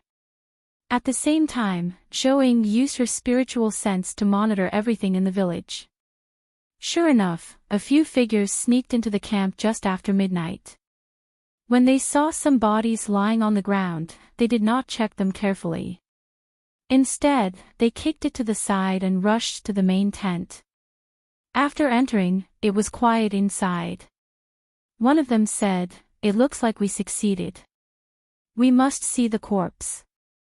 Otherwise, if anything goes wrong, we will all die." The leader shook his head and went into the main tent. As they lifted the curtain, more than 10 people suddenly barged in and blocked the exit. Not good. The leader cried out in surprise and barged in, intending to tear open one side of the tent and leave. Unexpectedly, the torches suddenly lit up just as they rushed in, and they were surrounded. "Surrender or die?" the third prince asked as he got off the bed. These assailants looked at each other and raised their swords to slash at him. The answer was self-evident. When the third prince saw this, he waved his hand and ordered his men to rush over while he hid to the side. Immediately, the tent fell in chaos. Seeing that they had been surrounded, these assailants retreated to the back of the tent while fending off the soldiers. It would be enough if even one of them could return to the village alive to report the situation here. However, there was a massive difference in the number of people on both sides. Even if the other party's martial arts were better than the elite soldiers, they were still restrained and could not get into a fighting stance. Also, several of these assailants were killed in battle. When they retreated to the back of the tent, only 2 people were left. When one of the 2 saw this, he immediately cut open a large hole in the tent and crawled out. However, halfway through, he was kicked back in. At the same time, his other companion was stabbed into a bloody mess and fell on him. When the soldiers saw this, they rushed forward and pulled his companion away before pressing him to the ground. After several searches, they found nothing except a small poison sac in his mouth. After that, he was directly escorted to the 3rd prince. At the same time, Gu Qingrui and Zhouing also came in from outside the tent. When the 3rd prince saw them, his eyes flashed, and the corners of his lips curled up slightly. A young general looked at the last survivor and said, "Your people are all dead now. You can live in seclusion as long as you tell me who you belong to. I only want to die with a complete body." That person raised his head and sneered. "A complete body, huh? However, since you dare to assassinate the 3rd prince, you must be prepared to die a horrible death. Therefore, when we leave, we will take your corpses with us and hang them on the city gates of the next county. They will be eaten by eagles, crows, and other animals until nothing is left." The general smiled and stated. That person looked at him in disbelief, then turned to look at the 3rd prince. The 3rd prince did not even look at him. Instead, he waved his hand and said, "Take them all away. Just feed him the water from the village well." "Yes, sir." The young general responded and called for his soldiers to drag the bodies of him and his companions out. Only then did the 3rd prince look at the couple and say, "You guys didn't sleep either. How can we sleep after such a big incident? I just wanted to see if I could help, and sure enough, I got a chance to kick someone back in." Gu Qingrui commented. At this moment, a series of messy footsteps came from outside, and there were even the cries of women and children. Follow current novels on Top Novel Fole. CM.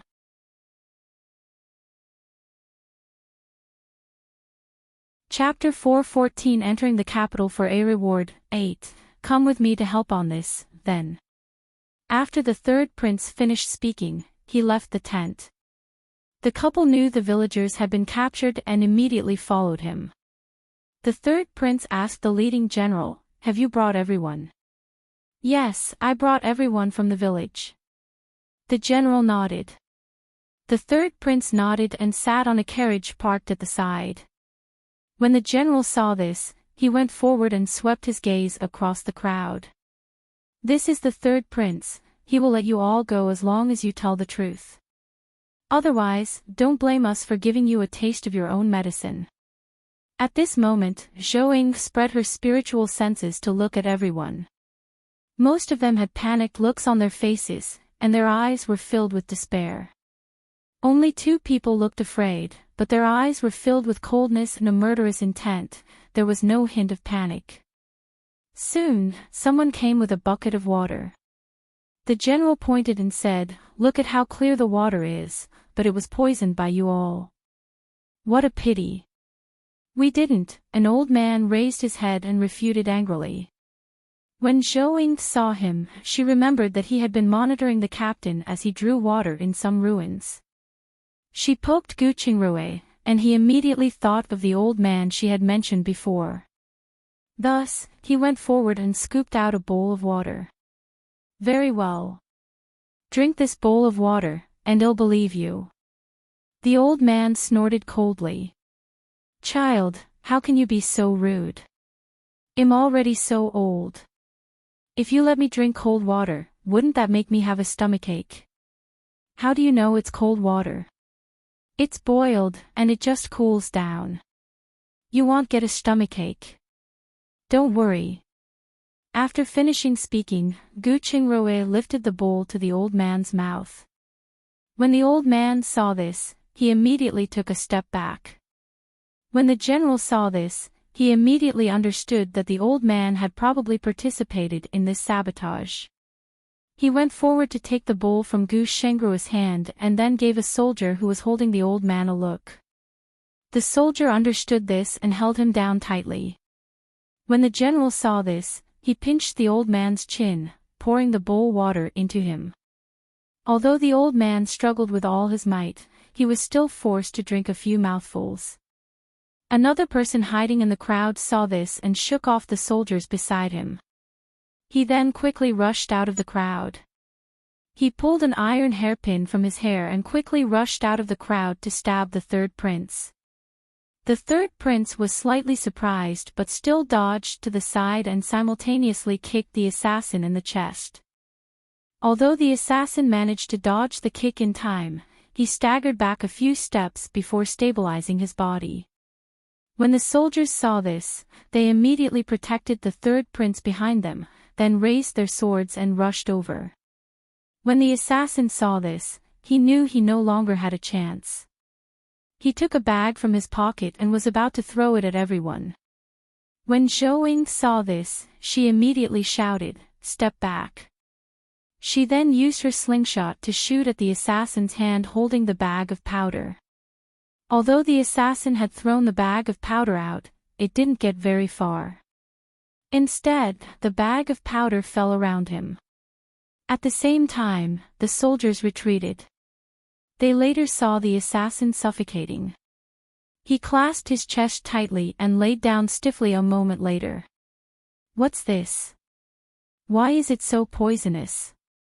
At this moment, a soldier curiously took 2 steps forward and exclaimed when he saw the assassin who was instantly poisoned to death.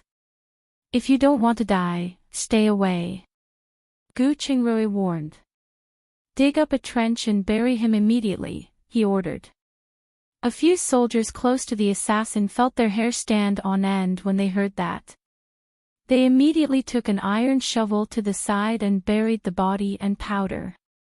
"Dr. Gu, do you know what kind of poison it is?" the third prince asked. Follow current novels on Top Novel Full. CM.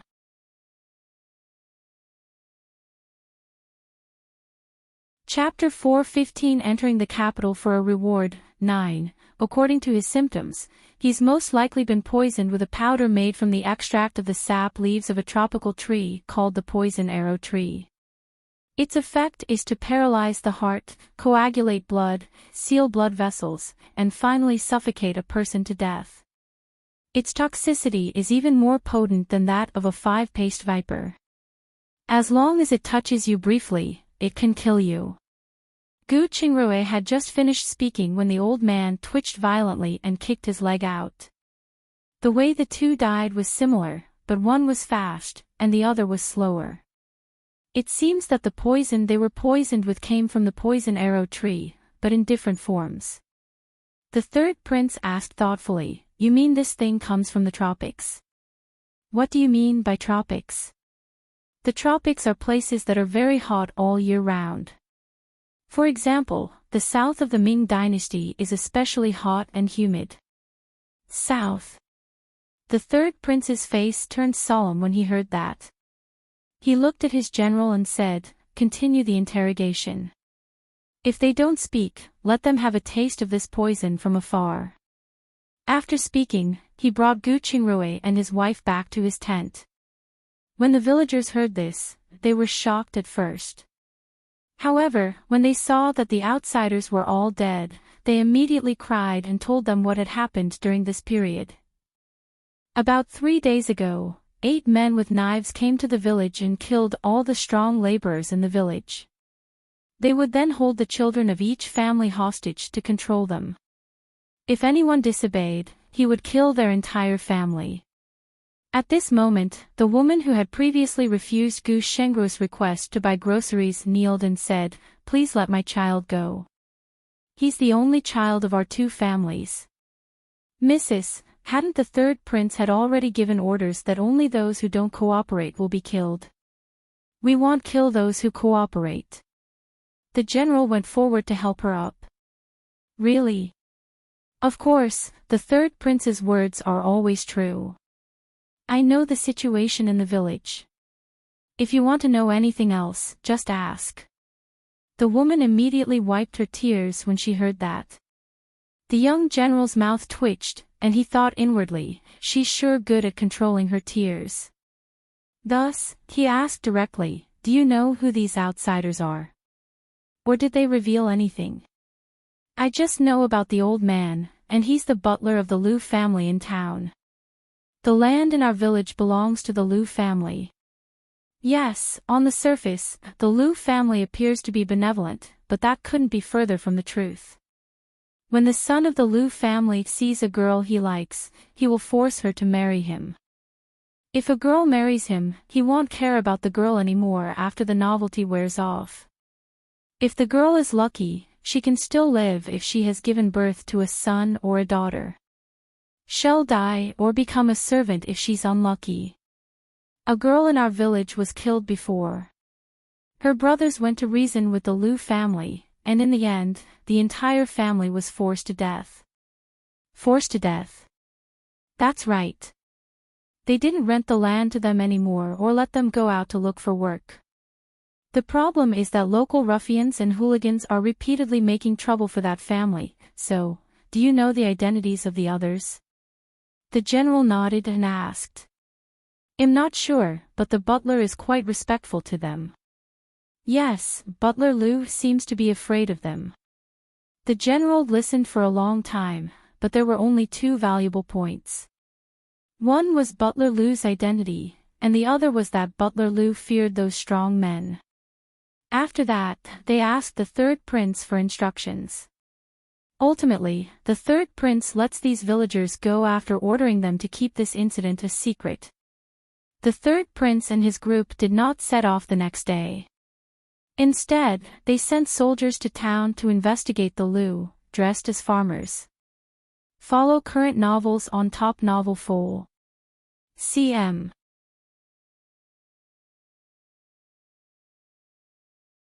Chapter 4:16 Entering the capital for a reward. 10. They wouldn't have known if they hadn't investigated, but when they did, they were really shocked. On the surface, the Liu family was famous for being kind and had given out many porridge meals during every natural disaster. However, he had also done many evil deeds in private. Most of everyone here knew about it, and it wasn't just the Liu family's son doing them. The Liu family's elder and butler had relied on a great aunt of the Liu family in the capital to rob the people here of their businesses and cut off their income over the years. After the third prince received the news, he had a headache because the great aunt of the Liu family was the empress aunt. Also, the great aunt was also the wife of a second-grade official, and she wasn't someone he could simply deal with. Thus, he submitted a memorial and reported the evil deed the Liu family had done to the emperor. He later sent someone to the county government to settle the Liu family here. At the same time, the land in the village was distributed to the villagers accordingly. The messenger set off for the capital with this memorial. 5 days later, the emperor received the third prince's memorial. His expression turned ugly when he found out that the empress people had planned to assassinate the third prince. The third prince guarded the north and east of the country. What was the empress thinking by causing trouble at this time?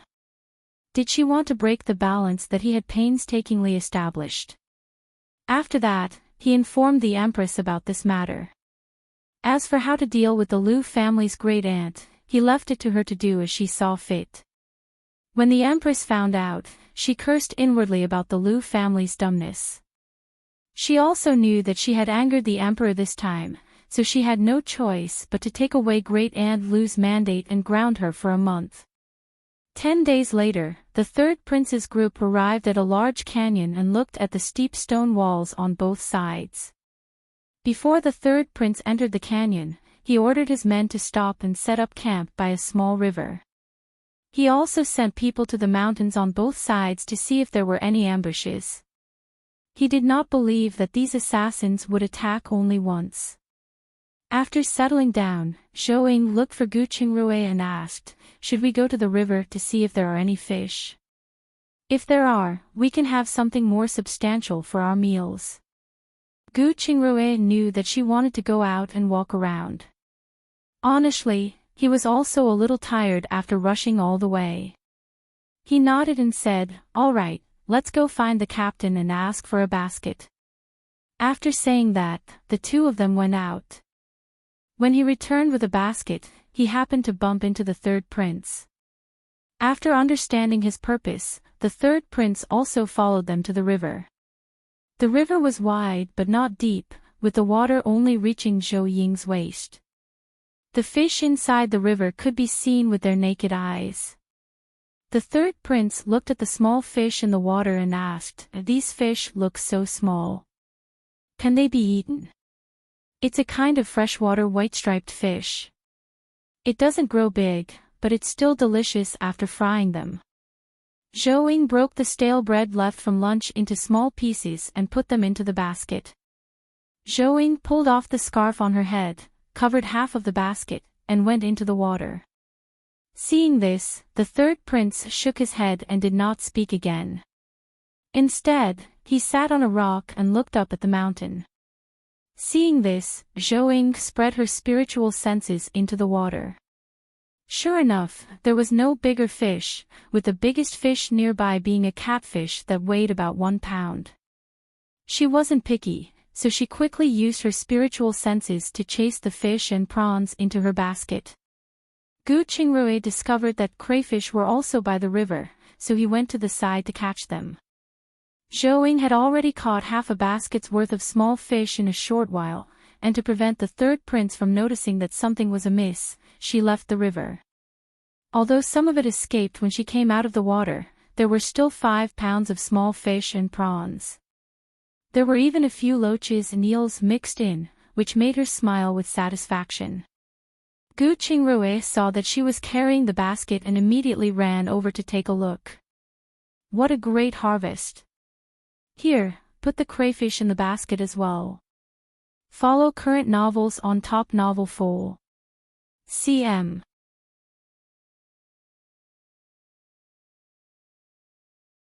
Chapter 4:17 Entering the capital for a reward. 11.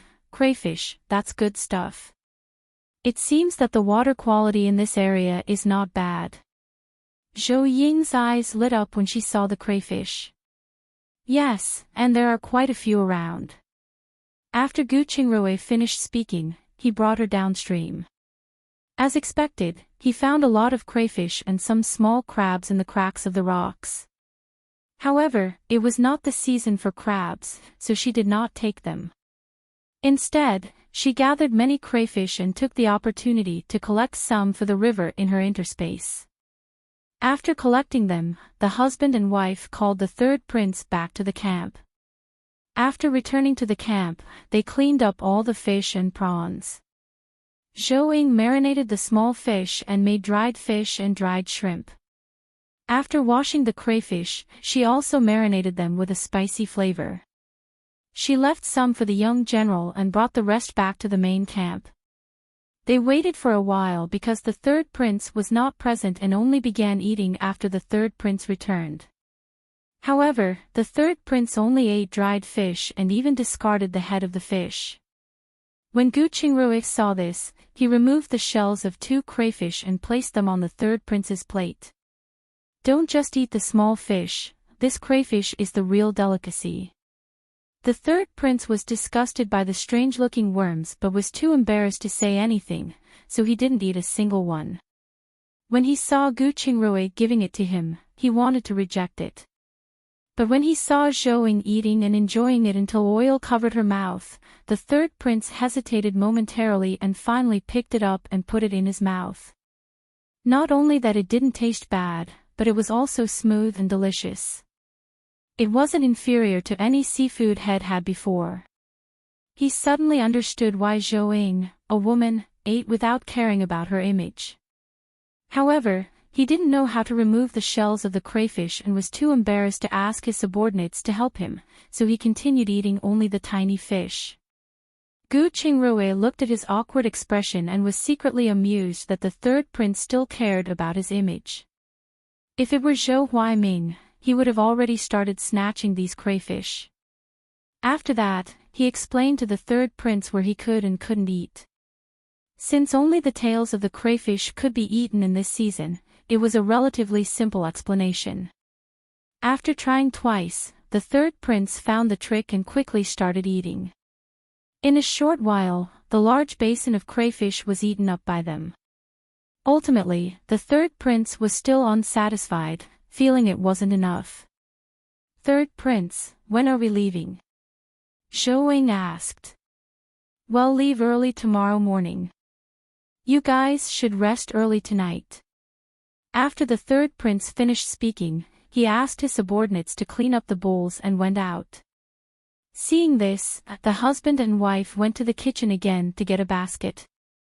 Later, they went to the river and caught more crayfish at night. Of course, the main thing was that Zhou was catching them with her spiritual senses. While Gu Qingrui was carrying the basket on his back, he covered them with a wooden board to prevent them from running out. Not long after, a group of captains walked over with a few torches and 2 baskets on their backs. The fat kitchen chef smiled and asked, "Dr. Gu, can you see in the dark?" "I couldn't before, but it's much easier on my eyes with your torches." "Why? Are you all here to catch crayfish?" Gu Qingrui asked. "That's right. I didn't expect these water worms to be this delicious, so we came over to try catching them. If we can get many of them, we can let everyone have a taste. Let's hurry up then. Maybe we'll even strike gold and catch a big fish," Gu Qingrui said. When the fat chef saw this, he went down the river some distance away from the couple. He put some biscuits into one of the baskets and went straight into the water. He picked up the other basket and also started looking for prawns by the river. Seeing this, Zhou deliberately used her divine sense to surge some prawns over. At the same time, she also gathered some loaches, eels, and a few medium-sized fish into the fat chef's basket that was placed in the water. Follow current novels on Top Novel Fole. CM.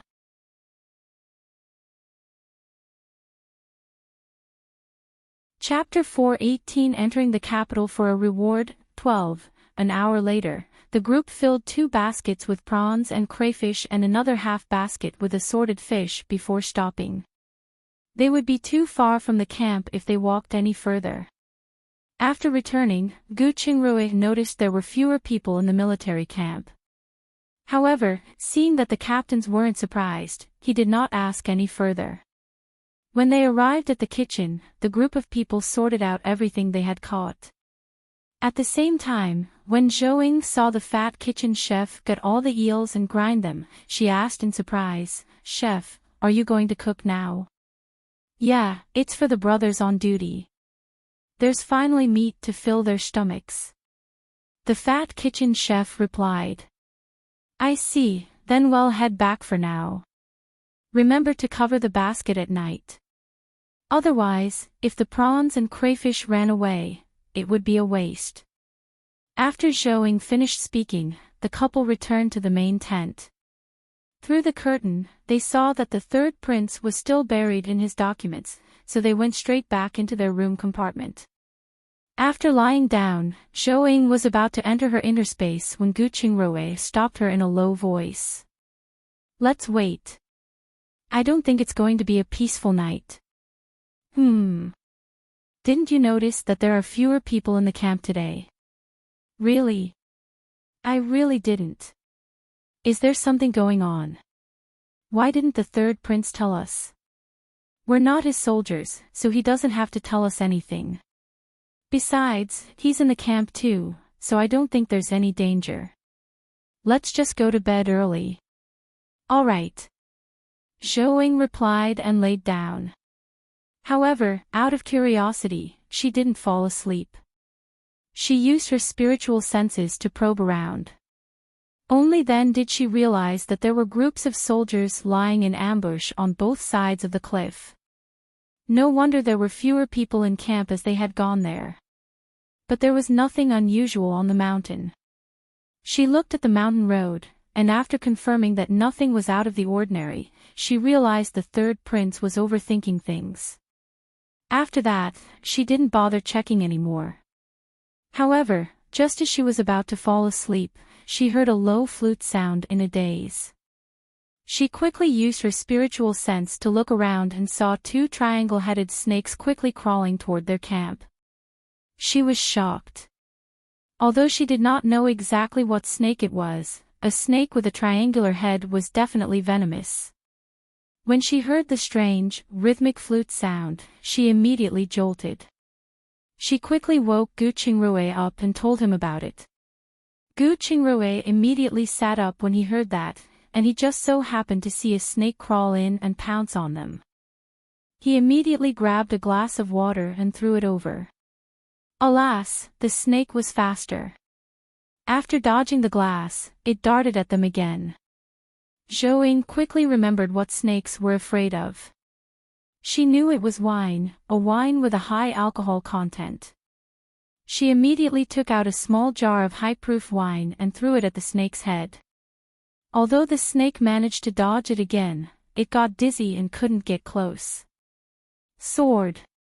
Gu Qingrui reached out his hand and asked for a sword. Zhou was stunned for a moment and immediately reacted. She took out a military sword she had collected previously and handed it to him. Gu Qingrui took it and got off the bed. He jumped at the snake and slashed horizontally.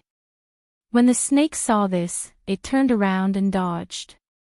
It then lashes out and tries to bite Gu Qingrui's arm in a straight line. Gu Qingrui immediately whipped the snake with his backhand and flung it away.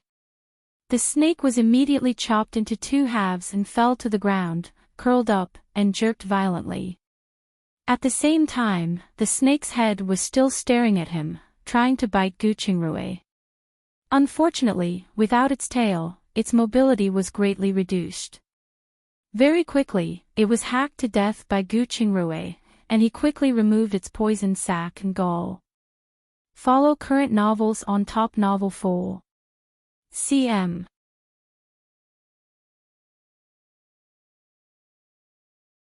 Chapter 419 Entering the capital for a reward. 13. On the other side, the third prince had just laid down when he suddenly heard something being thrown next door. He immediately sat up and saw a black shadow crawling in. He stopped momentarily, but he quickly understood what it was. He pulled out his sword, which was hanging by the bed. However, the snake was already gone by the time he pulled out the sword. He immediately closed his eyes and listened carefully to every rustling sound in his room. Soon, he heard a faint slithering sound and knew the snake had gone under the table. He immediately opened his eyes and looked at the corner of the wall. As expected, the snake's head was exposed. He took a deep breath and quickly swung his sword down when the snake revealed a part of its body to poke its head. Although the tent was also sliced open, the snake was successfully killed. Unfortunately, the snake's head landed on the bed. The third prince had no choice but to use his sword to pick it up, but as the smell of snake blood was too unpleasant, he had no choice but to get off the bed. At that moment, Gu Qingrui walked over with a military sword and asked, "Third prince, are you all right?" Fortunately, the sound of something smashing woke me up. Did snakes go over there too? Yes, I had a spicy meal tonight, and my throat felt uncomfortable. I woke up to drink a glass of water and was surprised to see a venomous snake crawling in. Venomous snake. The third prince immediately realized that something was wrong when he heard this. Ignoring the fact that the snakes were supposed to be hibernating, venomous snakes were rarely seen in the north. How could they have approached their camp? Besides, the camp's perimeter had been sprayed with insect and animal repellent. Gu Qingrui looked at his expression and knew that he had realized the same thing. He reminded him, "Did you hear the flute outside before the snake came in?" Hearing his reminder, the third prince recalled that he had indeed heard it. However, the sound was faint, and if it weren't for the particular rhythm, it would have been difficult to tell that it was the sound of a flute. Be on your guard for tonight. I'll go out and make some arrangements. After the third prince said that, he put on his clothes and turned around to walk out. You be careful too. Gu Qingrui returned to his room and asked Zhou for a handful of mothballs. He handed them to the third prince and said, "This thing has a strong smell and can be used to repel snakes." The third prince nodded and took them. He put one in his boots and one in his pockets, carried his sword, and walked out. Gu Qingrui removed the second snake venom sac and gall bladder before returning to the main tent. On the other hand, Zhou Ying used her spiritual senses to check the camp area carefully. After confirming that there were no more snakes, she began to look for the person who had played the flute. If she guessed correctly, the sound of that flute controlled the two snakes. Soon, on the left side of the mountain, she found a black man running away into the mountains. Zhou Ying's eyes turned cold, and she used her spiritual senses to assault his consciousness, rendering him retarded. She saw him run around and fall off the cliff, throwing himself to his death. When Gu Qingrui returned, he saw that her little face hardened. He immediately went forward and asked, "Did something happen again?" Zhou Ying shook her head and told him about tracking that person. "I originally wanted to spare his life, but who knew he would end up this way? Maybe it's backlash from his karma. Since the third prince is the one heaven chooses to be the next emperor, those who oppose him will not have a good ending. You are becoming more and more superstitious. There's an actual goddess by my side. I don't see how I can't be superstitious." You better take good care of that goddess." "Of course." After that, they both waited for the third prince. After confirming that there was nothing more in camp, they finally went to sleep. The following day, after breakfast, the group set off again. It wasn't until they successfully passed through the canyon that the soldiers on both sides went down the mountain to meet up with them. Follow current novels on Top Novel Full. CM.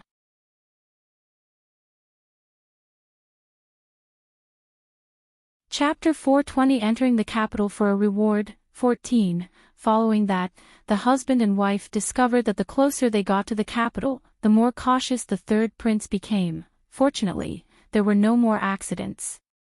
Just as they were about to reach the capital, the third prince sent someone to deliver a letter to the emperor before increasing their traveling speed. Early one morning, the third prince changed into clean clothes and continued their journey to the capital. When they passed a forest, they suddenly heard a woman scream from afar. It was a scream, but they could discern she had a lovely voice, like a singer.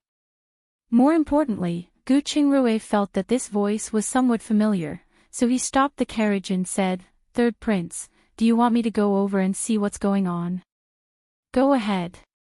The third prince hesitated momentarily before waving his hand and asking two soldiers to follow. Gu Qingrui took his first aid kit and brought two soldiers over. When they reached the foot of a mountain, they saw a scholar standing near a woman with his back to them. He didn't want to go over at first, but he wanted to see who this woman was and why he felt her voice was familiar. Therefore, he walked over. However, he was enraged when he saw the scholar undoing the girl's clothes with a perverted expression. Fortunately, it was winter, and the girl wore extra clothes. Otherwise. Thinking of this, Gu Qingrui rushed forward and kicked the scholar to the side. He roared, "Are you even a scholar? A dog has better ethics than you. Who are you?" "I'm saving her." The scholar fell to the ground and looked at the three with a flustered expression. At the same time, he pushed himself back up with both hands. "You're telling me you're saving her with what you're doing? Can't one check her wounds? There's so much blood on her forehead, and you..." When Gu Qingrui said this, the scholar got up and turned to run. Gu Qingrui immediately turned to the two soldiers and asked, "Sorry to trouble you too." After saying that, he immediately checked the girl's head. Fortunately, it was only a superficial wound and did not hurt her skull. He stopped the bleeding and bandaged it quickly. When the blood on her face was cleaned, Gu Qingrui was stunned when he saw the thin and delicate oval face. If he remembered correctly, this girl was the eldest daughter of his aunt, with her name being Yang Wanning. Zhou Ying, afraid of Gu Qingrui getting accused of sexual harassment, walked over and saw him staring at the girl's face in a daze. She asked curiously, "Do you know her?" "If I remember correctly, she's a cousin from the Yang family." Gu Qingrui nodded. "What a coincidence. Let's carry her back before treating her so the third prince won't have to wait too long." "Alright, 111 check if there's any fracture." Gu Qingrui first took her pulse and confirmed there were no internal injuries or fractures before doing anything else. He helped her up onto Zhou Ying's back, and the two soldiers finally caught the scholar. "Tell me, who ordered you to ruin this lad's reputation?" Gu Qingrui demanded immediately. "What do you mean?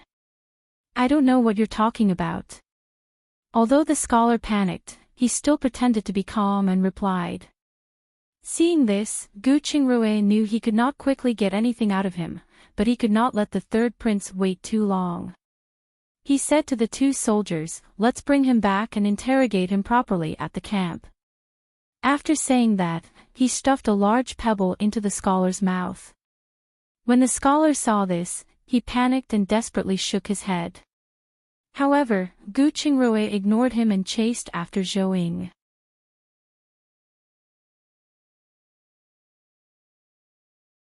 Chapter 421 Entering the capital for a reward. 15. The third prince noticed Yang Wanning, who was dressed luxuriously, and the detained scholar being carried on Zhou Ying's back. "Dr. Gu, what's going on?" he asked Gu Qingrui. Gu Qingrui did not hide anything and told him everything he had seen and done. The third prince understood what was happening and knew this was a dispute between women. It was just difficult to identify the woman who was plotting all of this. He looked at the scholar and said coldly, "A scholar, yet a scourge. Just kill him." When the soldier holding the scholar raised his sword, the scholar was so terrified that he peed his pants. He would have collapsed on the ground if he hadn't been propped up forcefully. Just when he thought he was going to die, Yang Wanning, who was on Zhou Ying's back, woke up. After understanding what happened, she said, "Third prince, please spare his life." "You too," Gu Qingrui looked at her in surprise. "He can't die yet. Otherwise, he won't be able to testify for his crimes." After Yang Wanning finished speaking, she fainted again. "Alright, drag him back." Seeing this, the third prince knew she had decided, so he did not interfere and ordered the convoy to continue their journey. Zhou Ying saw this and immediately carried Yang Wanning back to the carriage while Gu Qingrui got on after them. As for the scholar, he was tied up and dragged forward by the soldiers like a dog. Around noon, they finally arrived outside the capital. The person who welcomed them was Eunuch Li. When he saw them arrive, he immediately approached them and greeted them. "Welcome back, third prince." "Eunuch Li, please, get up. One wonder what father intended with these sweet potatoes." The third prince got off the carriage and helped him up. "The emperor intends to let me store the seeds in the imperial manor for now. After planting a batch, we will spread the seeds near the capital. Thus, these seeds don't need to enter the royal palace. I'll leave them to Eunuch Li." The third prince nodded. After saying that, he picked 10 elite soldiers and said to the rest of the brothers, "Bring the sweet potatoes to the imperial manor and have a good rest there. 111 Inform more specific arrangements tomorrow morning." "Yes." The general immediately nodded. When the third prince saw this, he asked Gu Qingrui to explain in detail to Eunuch Li how to grow and preserve the sweet potatoes. It would be troublesome if it froze due to the cold weather. At the same time, he also sent 2 soldiers to detain the scholar at a manor in the suburbs. After explaining everything clearly, the third prince brought Gu Qingrui, Zhou Ying, and 10 elite soldiers back to his royal residence. Heartwarming, who was waiting at the entrance, saw them and greeted them with a smile. "You guys have finally arrived. Brother Zhou, you are here." Gu Qingrui smiled and greeted him. Yeah, I just returned. I heard you were coming to the capital, so I rushed back early to meet you. It's indeed been a while. We have to have a good drink later. As for the third prince, he first asked the head butler to call 2 women over after he got off the carriage. One carried young Wanning, while the other helped Showing carry her luggage to the guest courtyard. Cousin, help me entertain our guest. One need to change my clothes and head to the palace. Don't worry, I'll take good care of them. Heartwarming quickly replied. After saying that, all of them entered the courtyard residence. However, they separated after a fork. The third prince went straight to the central courtyard at the third entrance, while Heartwarming brought Guqingruo and Showing to the guest courtyard at the second entrance.